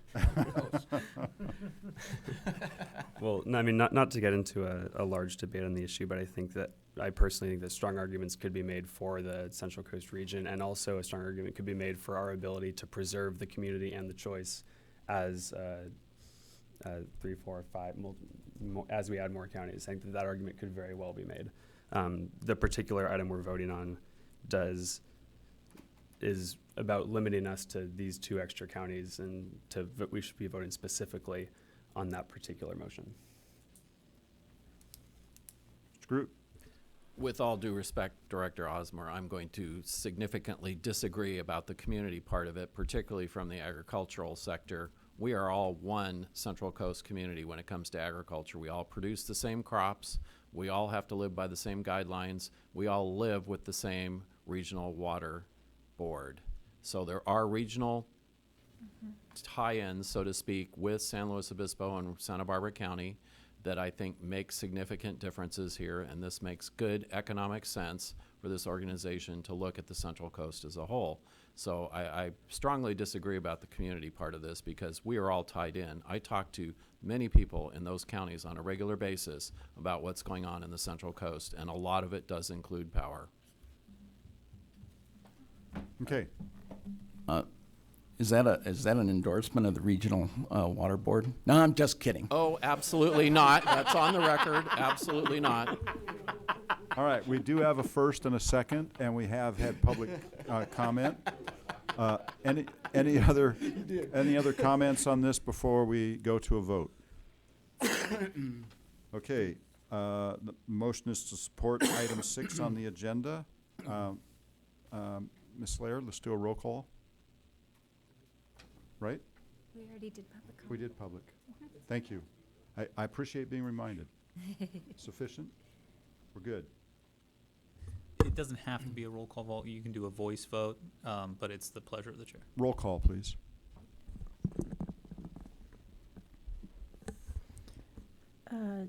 Councilmember Dr. Bueno de Bosque? you want us to come back to you? Yeah. Okay. Kimball, Approve. Osmer, No? Wolfram, Yes. Mosquito. Yes. Stedman, Yes. Groot, Yes. Bezira Wist, Yes. Capron is absent, O'Rourke, Abstention. Vice Chair Lavon, I'm in favor. Chair Byron, Yes. and Dr. Bueno de Bosque. Just one couple of comments. One. Okay. Well, I want to say something. Can I say something now or later? You can always say something. Thank you. So However, we do one- want your vote. Definitely. I'm going to abstain, and then I can give the reason. One, I'd like to thank Mr. Osmer for his courage to kind of articulate what community is to him. But I can also see the community can be beyond what we see now. That's one. Two, I'd like to also say that, and I think we're going to bring this up later, but I would like, our board to have a little more heads up in general with regards to large policy matters. And also, I think we're going to talk about this again later on, but to be before the operations and policy boards meet so that we can actually have an impact and to say, All right. You're right. We are going to bring this up indirectly. thank you. Ms. Lair, the vote? It passed. Okay. Yeah. So those that dissented, I believe the way our bylaws are written, we would very much encourage you, if you wish to put something in the meeting minutes or state it before the Ops and Board and Policy Board, to please do so. I think I'm I not did sure that. how that applies to, Oh, ops, all right. I'm not sure how that applies to those that abstain. So we'll let Mr. Shaw think about that one for a while. But I'm just encouraging you, if you wish to put the reasons for your vote in, please do. Okay, that's what we do here. All right, but you're responsible for making that information available to the clerk. Mr. O'Rourke? We can submit that later before we approve the minutes at the next meeting. Yeah, Yeah. sooner rather than later, because Ms. Lair is very efficient about getting meeting minutes done. I'm going to move on. And this is good. This is good discussion. I appreciate everyone's thoughtfulness about this. And we're going to move on to item 7, which is very similar but different. And I'm sure Mr. Hibashi will explain why. And that is supporting the staff's recommendation of the Policy Board of Directors to approve the inclusion of new member agencies. This is an action item. Mr. Hibashi. Yeah, thank you, Mr. Chairman. I think the first time I spoke to someone who was working with the 3 counties, Ventura, Santa Barbara, and San Luis Obispo, was back in 2016. And all 3 counties were trying to form a CCA. So we had the 3 counties in the north, 3 counties south, all Central Coast, trying to form their own CCA. And at the time, I was working for Silicon Valley Clean Energy. I wasn't even anywhere near the coast. But I've done everything that I could to really try to get them to move forward and to move forward quickly. Because the issues that they've faced eventually, at least I've seen those issues that are likely to become an obstacle to the formation of CCAs. Everything that I've seen so far from action of the CPUC as well as the investor-owned utilities were designed not to kill the idea of CCA formation, but to slow it down as best as they can, to slow it down considerably, because they were worried about the transition happening too fast, too much disruption, too many problems that will be brought up, and system have to change radically in order for reliability and for the change that we need to see to happen. And that force need to be countered somehow by somebody speaking for get your CCA in quickly. Stop with the feasibility studies. Don't just do too many of them. Do one and be done with it. As it happens, while the Central Coast North 3 counties were moving along and eventually formed their CCA in 2017 after 4 years of talking about it. After 3 years of talking about it down in the other 3 counties, they decided this is not the right mix because of a study that they put together that probably used assumptions that may not be or shouldn't have been used, but the bottom line is they concluded this is going to be too difficult to do. And eventually each county began to work its own feasibility study. And I've received more phone calls from people working in all different counties asking me for how could we move this forward, how could you help with working on the studies that we've done, give us some peer review. And I give them exactly the same spiel again, which is whatever you do, just please do move fast. And eventually, the city of San Luis Obispo and the city of Morro Bay led the charge and decided to go ahead of everybody and do their own thing because everybody was moving way too slow. And after looking at it from their own perspective, just for the 2 of them, they decided probably the economics were not there and it would be a little bit more difficult for them to move in that direction, and it would be a whole lot easier and better to join us, which we definitely welcomed the opportunity to bring him in. And that to us was obviously the start of saying, well, if those 2 cities had the courage to move forward as fast as they did, can the rest of the cities in the county of San Luis Obispo as well as Santa Barbara make similar moves? Because all of them were at the time looking for, we got to do something. Every time they try to do something together, things fall apart. The economics were not just looking that great, and which is my expectations were. The PCIA was moving in the wrong direction for them. The resolutions were coming from the CPUC saying you're going to have to wait 1.5 years, 2 years in order for you to be able to serve your customers. Just everything that the CPUC and the investor-owned utilities were doing were designed to slow the process down for them and to make it more expensive and more difficult for them to do it on their own. Because of that, we thought we should go out there because we do need to bring all the Central Coast together. We need all the legislators from the Central Coast. We need all the legislators from all over California in order to kind of help us make our case and improve our economic situation and to push back against some of the tactics that we continuously keep getting from the investor-owned utilities as well as the CPUC. And that's when we start talking to the county of San Luis Obispo as well as all the cities there, then eventually to the city of Santa Maria, then finally to the county of Santa Barbara. And once we start talking to them, many of them just came straight to us and say, just tell us what to sign, we're ready. We're ready to do what's necessary. We just want to do this. We're anxious to do this. We want to do the right thing. We want to use less. We want to use less of PG&E in Southern California Edison. We want to have carbon-free service, and culminating from all the work that's been done. Most of it was done by JR.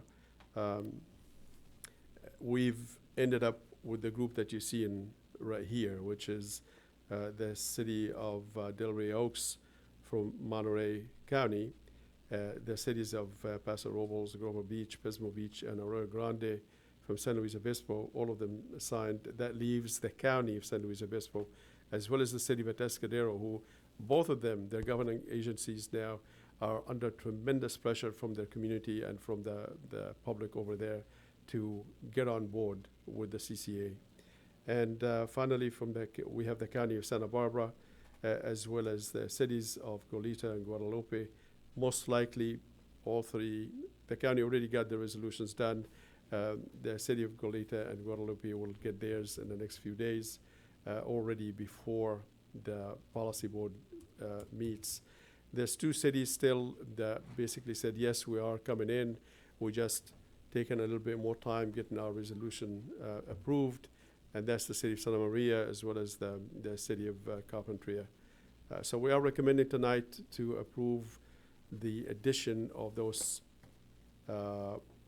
7 cities and 1 county, with the understanding that there's a likelihood that in December we will be taken to the policy board 2 more cities. And when would they start coming in then? The beginning All of of them 20 will be 2021, so we will do the implementation plan between now and the end of the So year. a year submit later, it. basically. Yes. Got it. And with that, Mr. Chairman, here's just going through some of the work that was done in March. This is 2018, and it's all past history at this point. This is just to kind of give you a general feel of what the estimated annual load in gigawatt hours that each one of those jurisdictions bring into the table. The largest, obviously, being the county of Santa Barbara. About 60% of that is PG&E service territory. The other 40% is San Luis Obispo. Both the city of Goleta and the city of Goleta is Southern California Edison. The city of Guadalupe is PG&E. Santa Maria is all PG&E. And the city of Santa Barbara itself decided to do their own thing. So they're going to form their own CCA. But if all approved, we're probably going to end up being roughly maybe 85 to 90% PG&E service territory, and the rest will be Southern California area. These are the list of the potential additions, as I shared with you already, city of Santa Maria, city of Carpentria. The county of San Luis Obispo told us that they haven't considered the matter because they wanted to study the economics of, not the economics, mind you, they actually wanted to get an independent study about Monterey Bay area. They wanted to look at our financials independently. And frankly, I don't know what value would that bring, because we do bring you a financial, we take on our board financial statements every month, and it's quite clear, what it says, but that's fine. And they said they might come back in September and move a resolution if eventually one of their county supervisors change their minds. We're not holding our breath, so if they want to come in, great. If they don't, that's fine too. Would these still come in 2021? If they get the resolution passed and prior to October 1st, because October 1st we begin putting the implementation plan together, and we're not going to wait. If they want to come later, we still will not be able to bring them in 2021. So eight jurisdictions for certain, possibility of these additional. Yeah, the 2 of them we think are very strong possibility that they're going to come in. So all of them will be to be served in 2021. Generally, that's the total. That's the total annual electric load expected. You can see right here that we're probably increasing our load as well as customer count by about 50%. And geography? Geography, we will have the largest footprint of any other CCA, probably twice as large as the next, which is MCE. Which means we were already the largest Probably geography. I think it's about maybe 4,000, 5,000 square miles, if I remember correctly. Hang on one second. Okay.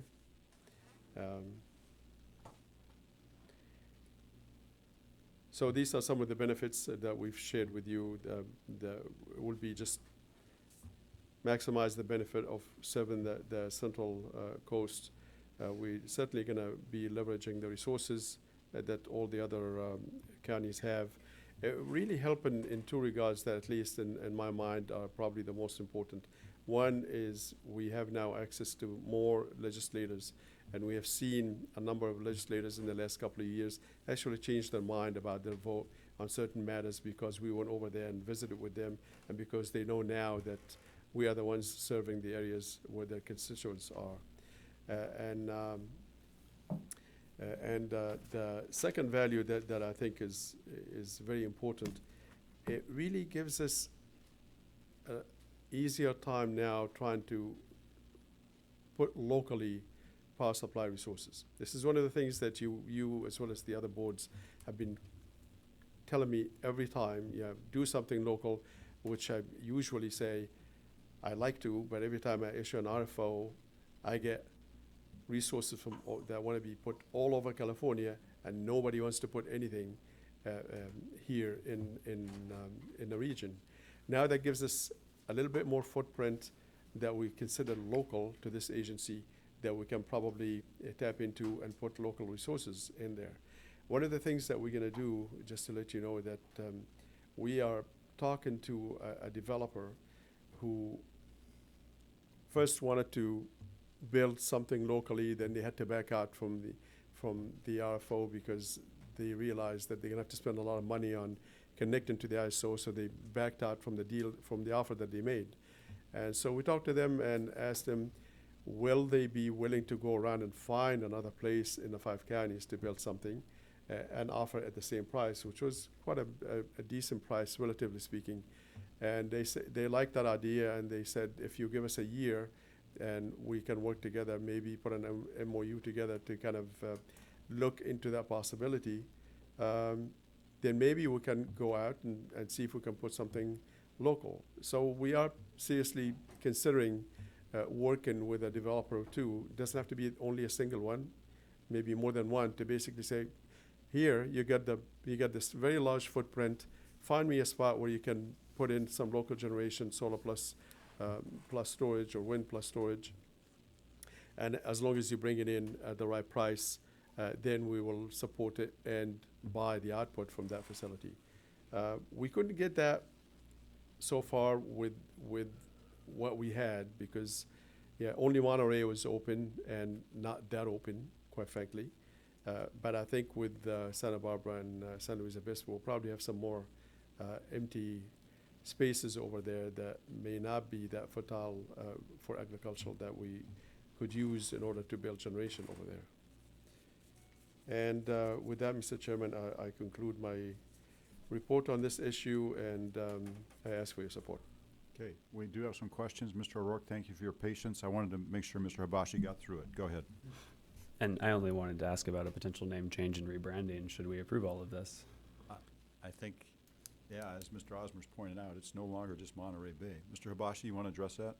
Yeah, I think that it would be that would be something that we will be asking the policy board on. At least I got enough signs from a number of them that, that seems a little, I don't want to say obvious, but it seems like the right move is to look for a name that will be more of a Central Coast. And we thought of so many Central Coast. And of course, the one that made the bottom of the ranking order is Central Coast Community Power, which makes it a CCCP.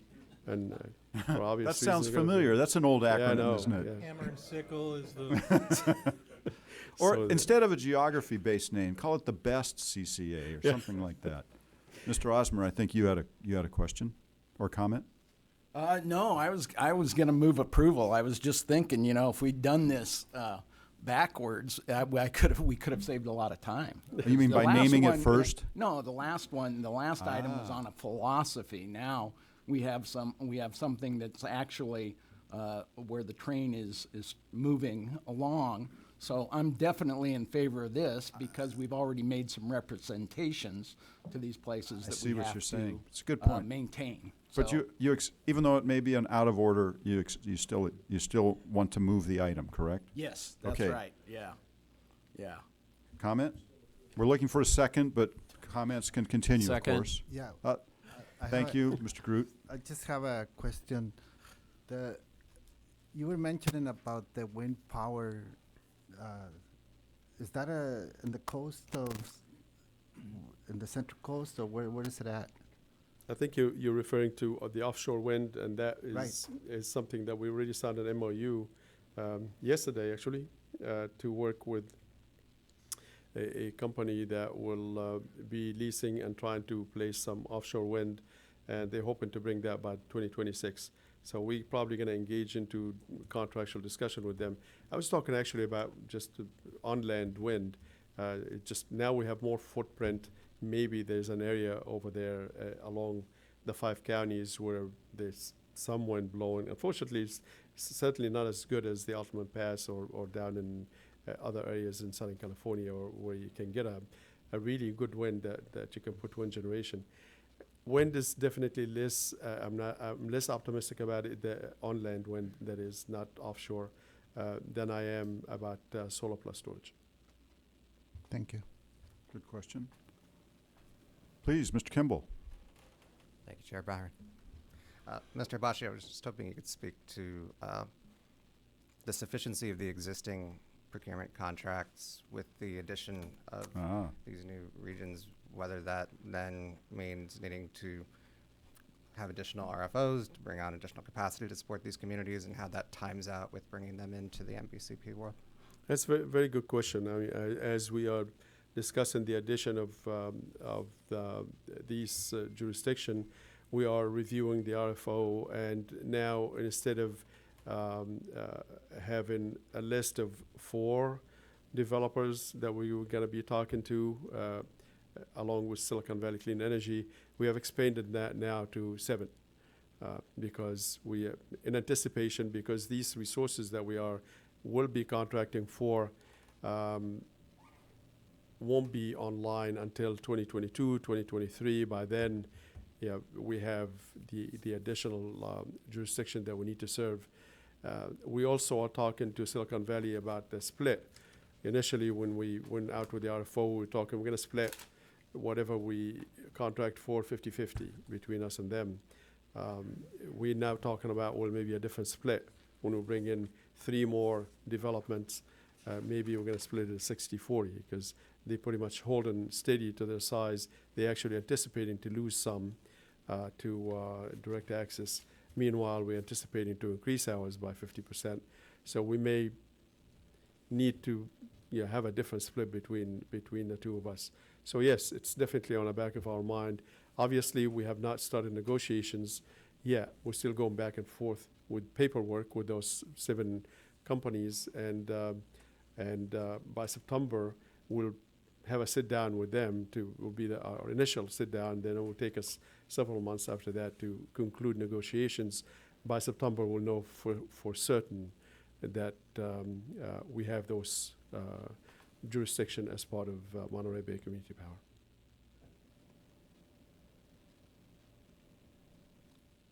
We have a first and a second. I'm going to go to public comment on this item. This is staff recommendation to the Policy Board of Directors, approval, inclusion of new member agencies. You know what? Before we do, I've got 1 or 2 questions. This is about governance, and this body, I would imagine we'll be getting new members. We've got a larger geographical area. How does the public engage? How do we make sure we cover this service territory? Thinking like utility speak, that we cover the geographical area of those that you're going to serve. Give us a sense of how this is going to go for this body and for the public.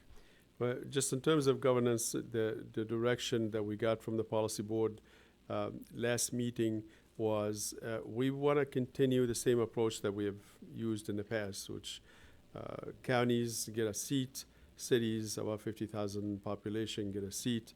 Then we'll lump up the other smaller cities 3 at a time, and they get a seat. So we will, and that's just to bring in the new members that are coming in. So likelihood with the 8 members that we have here, we're going to need 3 more seats.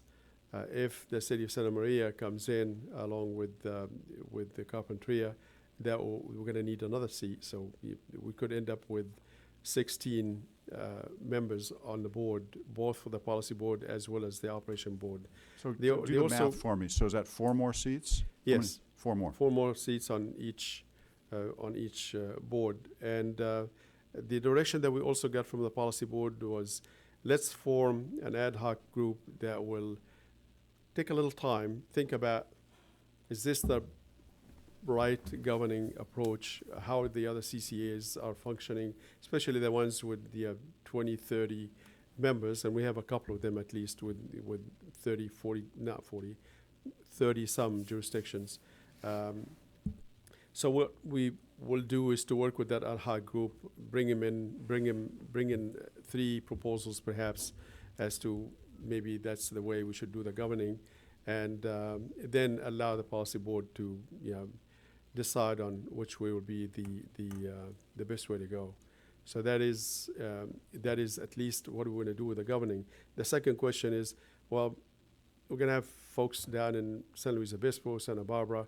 Our idea would be if the county of Santa Barbara decided to jump in, then we may very well need to have 2 satellite offices, one in Santa Barbara and one in San Luis Obispo.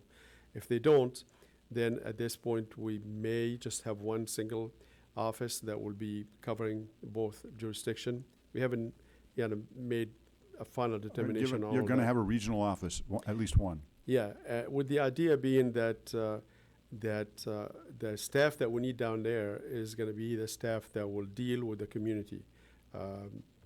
People that customer account folks, community engagement folks, and program implementation folks, as well as program design as well.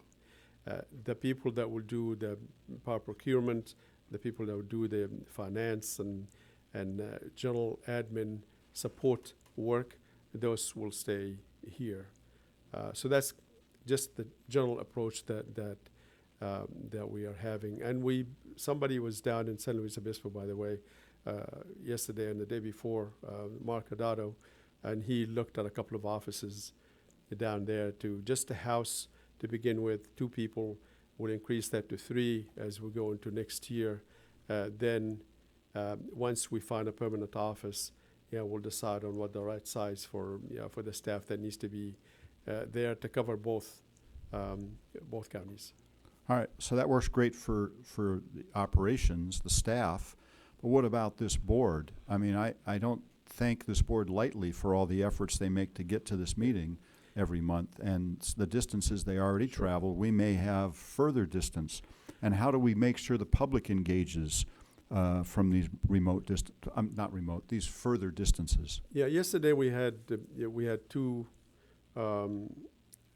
satellite offices where people were there with the public if they needed to. One in Santa Cruz. Remote video conferencing. Yeah, exactly. And it worked really well. It worked great. And I don't see in the age of where we're at that's going to be a difficulty. I know it doesn't always work very well. I remember in February I was in Santa Cruz reporting to one of the boards, and we lost, doing a storm, we lost the transmission. So it's not perfect. But that's what your plan is, that Yes. we'll have at least 1, maybe 2 remote locations that the people could join our meeting? Minimum 2 for sure, because Santa Cruz definitely want to have 1, and definitely we're going to have to have 1, if not 2, down in the southern counties. The one important thing though that I need to add, that we will need, and I think I will promote heavily, that at least 2 times a year, that all the board member, whichever board it is, or it's the advisory council, will come together physically, and maybe come together for the night before and stay the night and have their meeting the next day, at least 2 times a year. I think that would be very helpful for our agency and for the members to kind of get to know one another, never mind. So it's very difficult for the advisory council. Okay, so I just want to make sure we're getting all this. Are we always going to conduct the main meeting here, or will we be doing some meetings to the south? Or maybe you haven't thought about this, and that's perfectly okay. Mr. Chair, point of order. Where are we on the agenda? I'm trying to understand how the public engages with this larger number of boards. And forgive me if these are irrelevant questions, but I think it's important. I think they're extremely important questions, but I think they should have been covered quite a while ago, and I'm not sure it fits into the agenda item. I thought it did. So my apologies if I'm incorrect on that. But we're basically endorsing a recommendation to add 8 jurisdictions and increase the size of this organization 50%. Which, Mr. Shaw, did most you of wanna which say is something? already in the budget. I'm sorry, what's in the budget? Most of this is already in the budget. Yes. Yeah, I gotta say what the relevance is at this point. Okay, I'm trying to understand how we are going to conduct our meetings in the future, which I think is of interest to everybody on this council. If I'm wrong, we'll press on. Well, if we could refer to the plan for that, I think that would be great. What's the I plan? guess you're right. I'm asking what that plan is. Can a plan be It has presented? not been predetermined. Anything that I say right now is more of Is what it- we're thinking about doing. Understood. I can see that, okay, well, are we okay with adding the 8 members? And of course, if we are, then there will be plans to figure out how we're gonna conduct. Okay, these so meetings. either my questions are premature or the plan is late. If it's the will of the chair, if the direction from the chair is to ask staff to come back with an agendized item that will address some of the questions for the CAC regarding the structure of how meetings will take place, the geographic kind of constraints around the logistics of meetings, and any kind of financial considerations, and plan for including public participation in future meetings, it might be wise to agendize that, and we'll bring it back for the next meeting. I agree. I'd like to understand that, because I think it's going to impact not just us, but the public, and that's why I'm asking these questions. Mr. O'Rourke?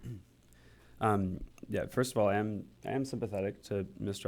Osmer's comment that sometimes timing, this feels like we're behind the ball on some things, and I think that that's part of us as a council maturing and our relationship with the staff maturing and getting ahead of these things. And so we'll get better at that. But regarding the governance issue, which is really relevant, a very relevant question, I don't want to speak for the rest of the council, but I think that none of us would be fully satisfied with just saying we'll add 4 more seats and keep having the meetings. I think that it would behoove us all to be more thorough and thoughtful about how we expand. And I think that perhaps instead of staff coming back with recommendations, perhaps this is important enough that we form our own ad hoc committee on how we want to govern, on how we want to organize this, the logistics of it. Because I think there are more things we can do than just add 4 more seats, like we've been saying, remote meetings, things like that. These are things that I think we very well could discuss and recommend how we want to do this. That may be true, but there's 3 boards here, and we're the advisory board. So the policy and ops board are going to make these decisions for themselves as well. I would imagine that we're going to emulate the way those boards will behave. Is that correct or not? I think you're correct. I think that the question is really going to be posed to the policy board if they choose to delegate it to either the operations board or to the council. That's their prerogative. It may very well become the ad hoc group will be a couple of members from the policy board and a couple of members for the operations board, and maybe 1 member from the council. We would take that opportunity, and you know, it is important. We want to make sure the public input is not forgotten in all of this process. That's what we've been assigned to do. Yeah, Okay, so I'm going to keep moving us forward if I can. I guess, Mr. Osmer, I like the analogy more. This has been a moving target rather than a train that's already left the station. Mr. Hibachi, to be fair, is not. He could slow this thing down, and this could all stretch out years. But he doesn't seem to operate that way. He moves the ball forward every time. Or you know, I hate that. This could be multimodal. It could be, you know, building the airplane as you're flying it too. Maybe. So we do have a first and a second on this item, and we've had plenty of discussion. Remind me, have we had public comment? My apologies. This topic is open for public comment. Item 7. Oh, a wise public. All right, I'm going to call for the vote. I think this one merits a roll call vote also, please. Dr. Bueno de Bosque? I support. Support. Kimball? Approve. Osmer? Yes. Wolfram? Yes. Almaskita? Stedman, Yes. Groot, Yes. Bezira Wist, Yes. Capron is absent, O'Rourke. Vice Chair Lavon, I approve. and Chair Byron. Aye. Thank you all very much. Excellent discussion, good input. Going to move on to item 8, and this is also action item to support the staff's recommendation to the Policy Board of Directors to approve the fiscal year 2019-20 operating budget. I should also note that this was endorsed by the Operations Board yesterday, correct? That's correct, Okay, yes. thank you. Ms. Law, thank you for your patience. Oh, wait, I'm sorry, I turned it to Mr. Habashi. He turns it to you. Go right ahead. Yeah, actually, everybody's going to be talking on this one. That's right. Just in terms of accomplishments, I think we had a pretty solid year. We started thinking that with a reduction in generation cost by PG&E and an increase in PCIA, that the margin is going to tighten up, and the contribution to reserves and programs will be lowered. As it turned out, with what happened with PG&E, they kind of delayed any adjustments to the generation rates all the way until July. And when they did make the change, they actually increased the generation rates, not reduced them. So that financially worked well for us. We now have a very strong position financially. We have an accrued balance as of end of June of $94 million. We're expecting by the end of September that we will have 95 plus $million in reserves, which is about 55% of our operating expenses. That's not all. There will be about $13 million that we're going to give back as rebates to the customers, and in November and December of this year. In addition to, there will be somewhere around $5 to $6 million sitting in program balance fund. Pretty solid financials that we have. Don't have any debt. Right now, we don't have a whole lot of capital, but most likely we're going to have some coming next year. But generally, our financial position is quite strong. Thank you for that quick review. That's quite a, congratulations. That's a great place to be in. Thank you. In terms of achievements that we've done on the power supply side, we've signed 3 different contracts, 2 for 125 megawatt of solar plus 38 megawatt of storage, and we expect them both to be coming online in 2021, and an additional 90 megawatt of a 15-year contract of wind power that we still is likely to continue. We'll see how things go with that one. And we are, as you've heard already, got an RFO out, and we're going to be looking with 7 different developers on a few more addition to our portfolio.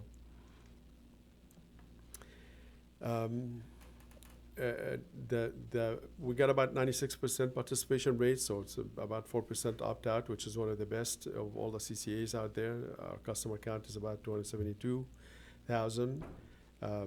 We pay 3% rebate to all customers in 2018. In 2019, we're looking for that rebate to increase to 5%. And the good news to all of our large customers who receive the rebate on quarterly basis, for the last 3 quarters, they have received only 3% rebate. In the last quarter, they will receive 5% rebate with all due consideration to taking those 5 years all the way to the beginning of the year. So the credit that they're going to get in the last quarter is likely to be substantial. That will make up for the 2 percentage points that we missed to pay them in the first 3 quarters. In terms of programs, we've had 3 programs. One is the EV lease or purchase program. We dedicated about $1.1 million for that program. Interestingly enough, we got about 150 different applications to take advantage of the incentives.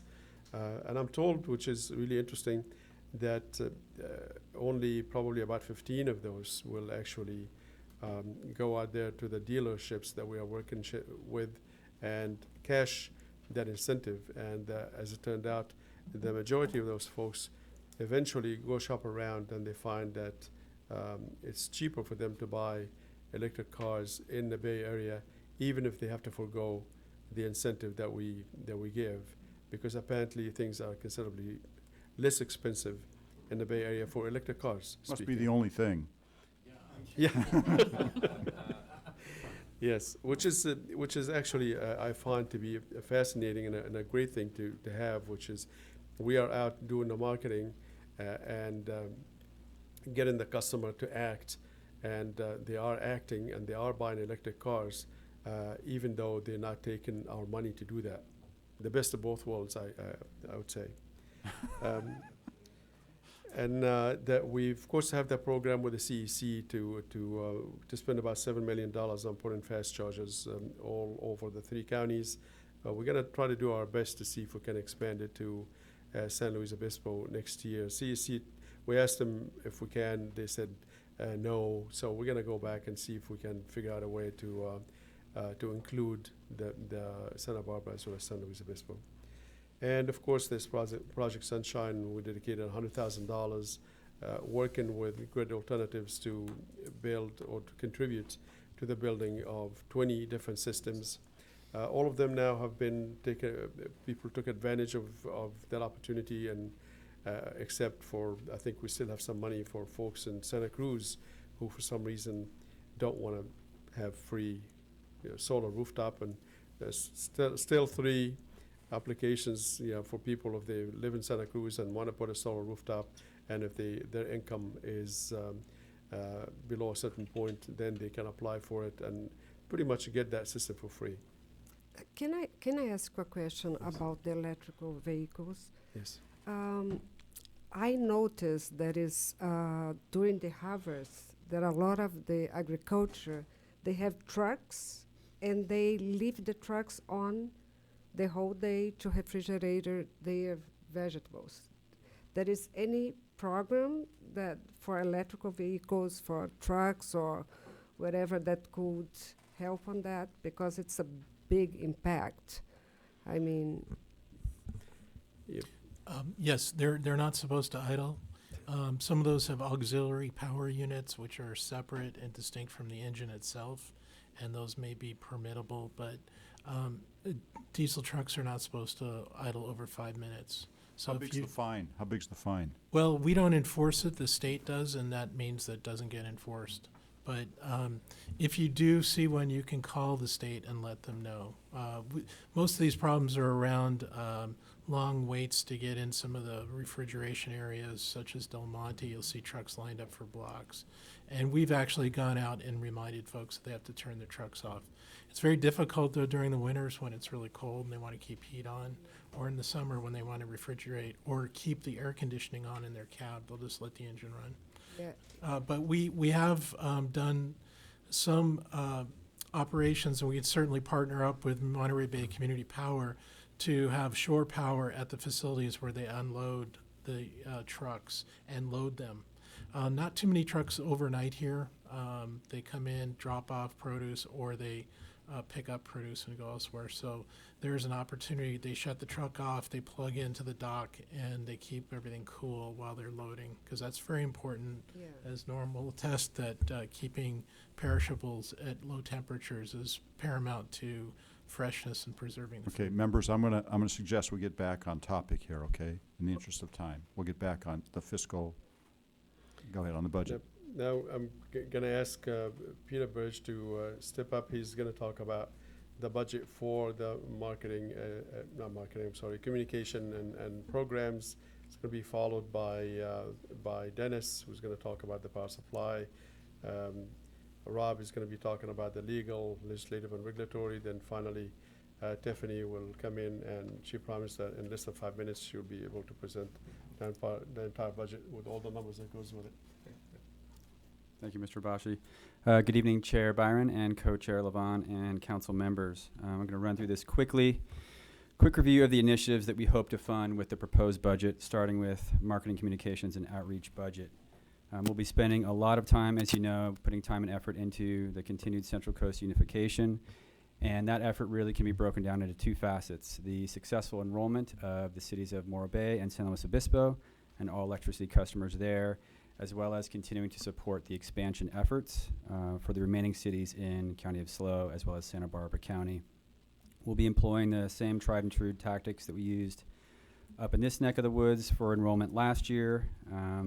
Outreach with relevant organizations, reaching out to key groups and stakeholders across the Central Coast, and continuing with community event sponsorships, paid advertising, leveraging press and media outlets as to the best of our ability.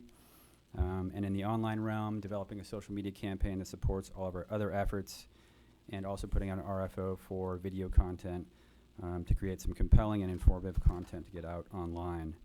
Despite all the efforts down south, we're going to be spending quite a bit of time up here too, developing campaigns to raise awareness for MB Prime and hope to uptake enrollment there as well as existing programs.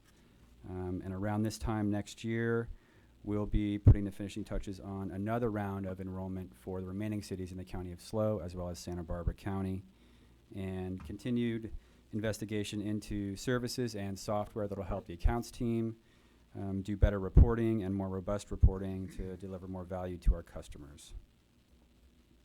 On the program side of things, quick list of initiatives that we're hoping to fund with the proposed budget.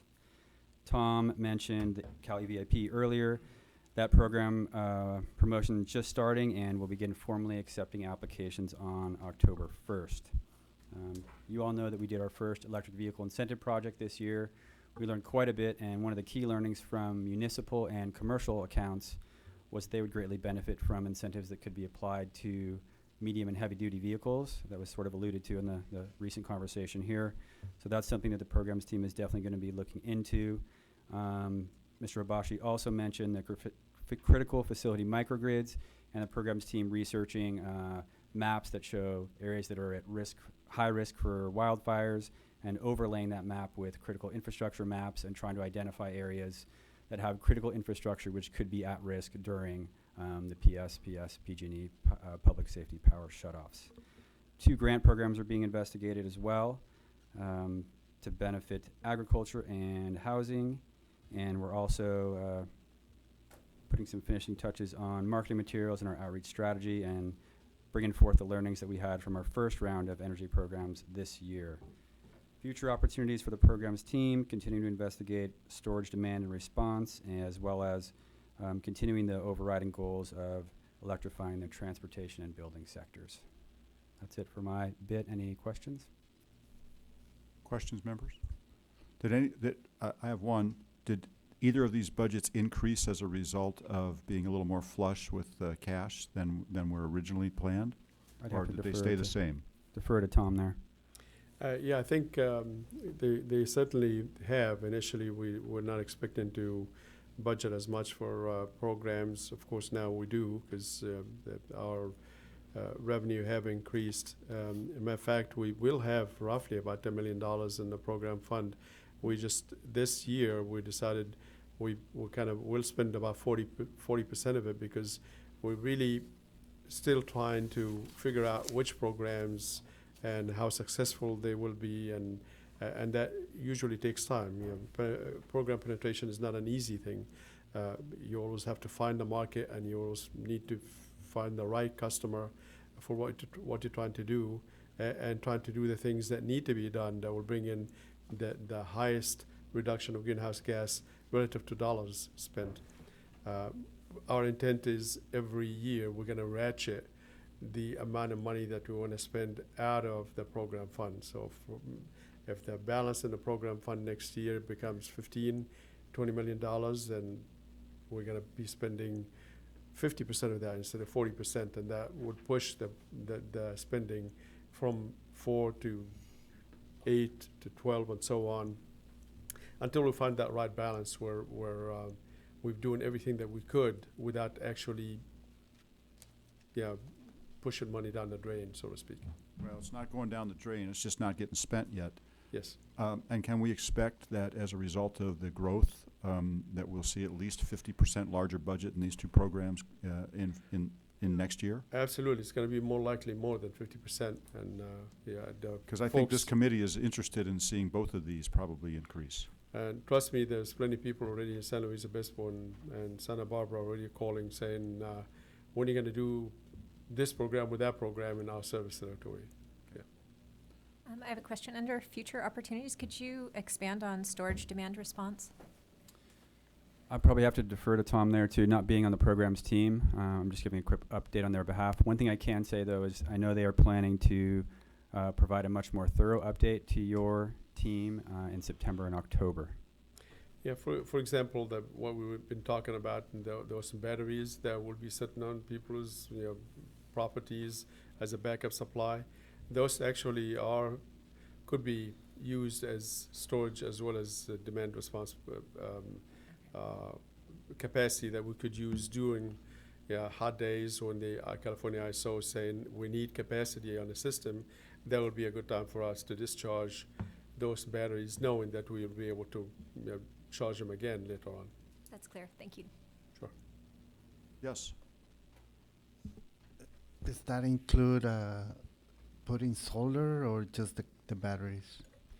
The solar is for demand response is not the right one. Demand response usually is when the grid is in trouble. You click something or you turn a switch on and you put power into the grid. Solar just puts the power in when the sun shines and it's not a demand response type of a generating facility. It's just a generating facility that is renewable, and it's a good thing to have. It's definitely coupled with batteries nowadays because of the duck curve issues. The reason I ask is because where I work, there's 64 units. It's a little school and a community hall. They have a lot of land to put solar, but they don't have the resources to finance. And I was wondering if you're going to have any programs like making easier for communities that cannot put solar, that you can have a program where you can have 0% loans or something so we can create more power, more energy, and at the same time they can pay back the money. It's not that you're giving it away. So I'm just mentioning it. Yeah, please do connect with JR and a program manager. Definitely, I'm sure we can come up with something that would be workable for your interest as well as the rest of the agency. Thank you. Sure. Mr. O'Rourke? Pertinent to programs. First, I want to reiterate how bullish San Luis Obispo is on programs on using that money to multiply our investment, and also how many people in San Luis Obispo, many groups that I've talked to, as well as our policymakers, are very eager to hash out the details of how we get the program money rolled out to San Luis Obispo. One thing that I want to bring up, and I don't want to bring it up lightly, I don't want to lightly reference previous concerns about becoming a rubber stamp, but the 1920 programs budget, while it is great, and these are fantastic programs, and I'm very supportive of them, there is concern among, again, policymakers and citizens in San Luis Obispo that our involvement in the creation of these programs could be a little greater, that we,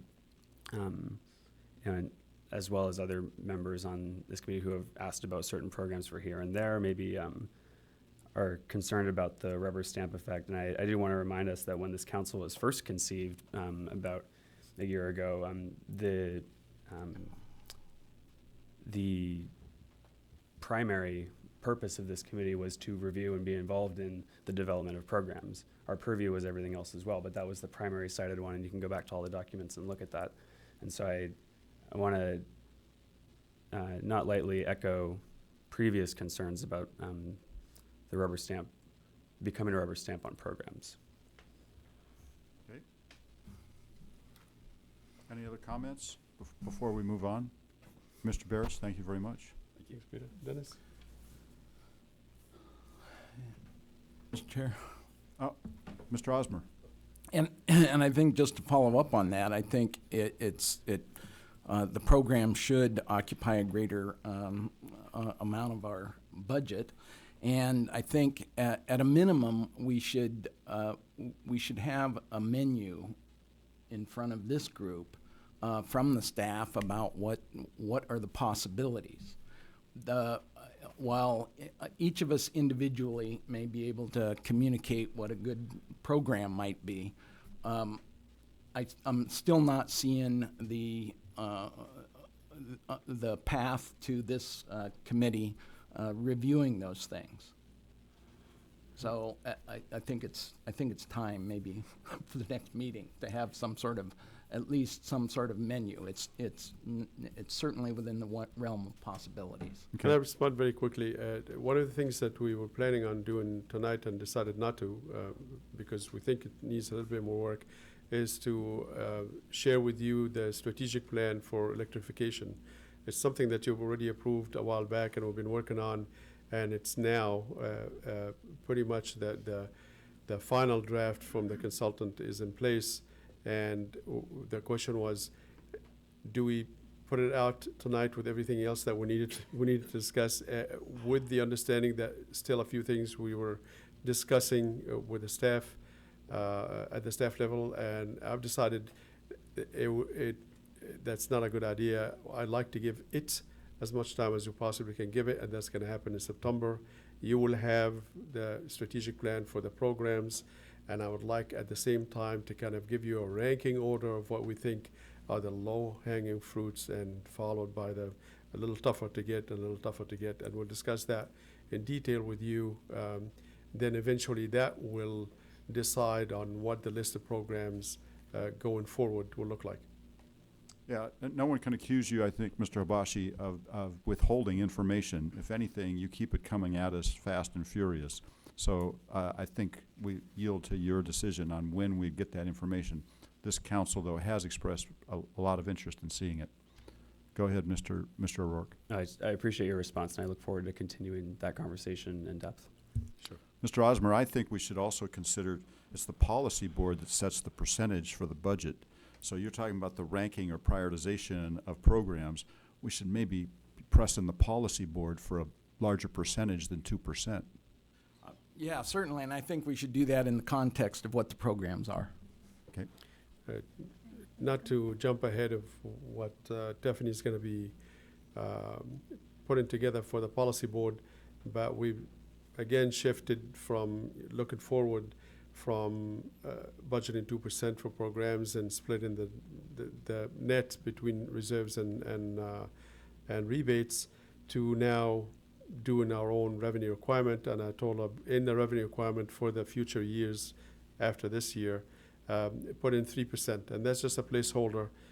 Doesn't mean it will be 3%, doesn't mean it will be more or less. It's just a placeholder to kind of say this is going to be the revenue requirement, and now let's take that revenue requirement and decide on what the rates are going to look like. Mr. Bossy, again, thank you for your candor that you give us this kind of insight as to what your thinking is. Ms. Lavon, I keep I want to say Laman, and I'm sorry. Ms. Lavon.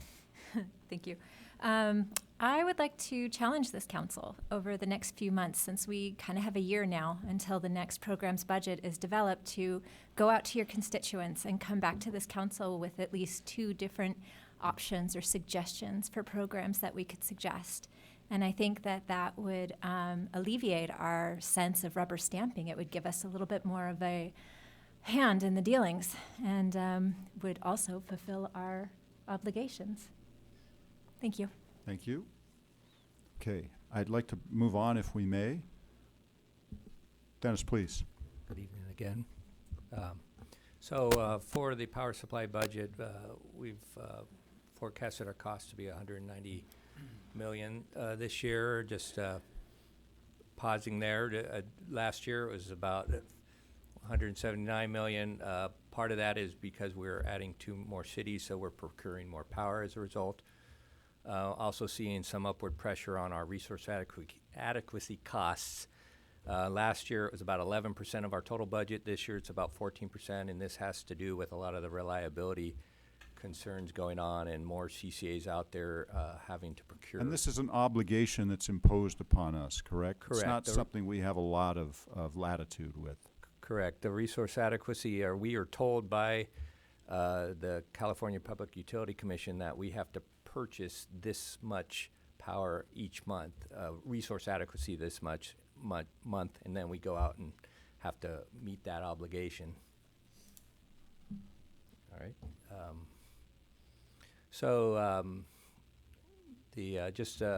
We can go through here quickly because we've already talked a bit about these first two items. The joint RFO, which we talked a lot about already, is something that is ongoing. Also, with the microgrid, we touched on those as well.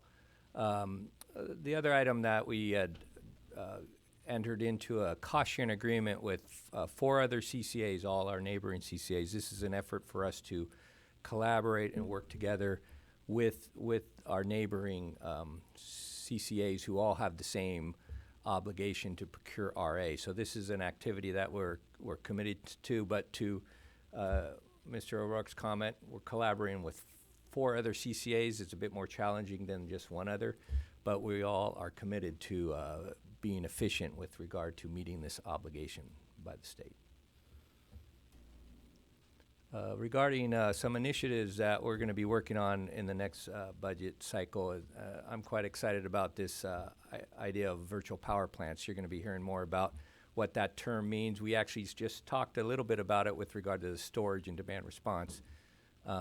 Distributed energy resource aggregation is really the more technical term, but DER is something that is more encompassing than just demand response. It includes putting a battery with a solar and making that something that can actually access the wholesale marketplace. So that's really what VPP is going to be about, taking residential customers and giving them connection to the wholesale marketplace in partnership with Monterey Bay Community Power. So we're going to be conducting a feasibility study on what the best way to participate in this market is, and we'll be bringing back to you what we feel is the best way for us to do that. And then another program that is something we identified last year as part of our microgrid program is we became aware of a program that was developed on the East Coast to provide training for microgrid and energy storage applications for electricians, and it's pretty important. It was developed because the safety surrounding the installations of those items is unique, and therefore electricians need some training. So we plan to partner with like a local institution such as a local labor union to help get this program rolled out here within our service territory, so that we can get that training and certification to the local workforce here. And then just in the future opportunities, this is something that we've touched on a little bit, and it goes to our collaborations with other CCAs, is that the idea of a super JPA entity that can really aggregate efficiently some of those things that we need to do as a group. And there'll be economies of scale and benefits that all the CCAs would be able to get. So this concludes my presentation. Happy to take any questions. So there's a lot there. There's some complicated stuff, important, unless there's just questions that he can answer quickly about what some of these things are. I think in the interest of time, we're really focusing on the budget in general. I'd like to press on. Mr. Kimball. I'm really excited to see distributed energy resources up there as something you're exploring in terms of conducting feasibility studies, and I was just wondering if you were also anticipating within the program's budget, as you're doing that feasibility study, subsidizing some of those resources, or whether there would be any crossover in the budgets, as they're both an opportunity to support the concepts as they're emerging, but it also can play a role in your procurement side.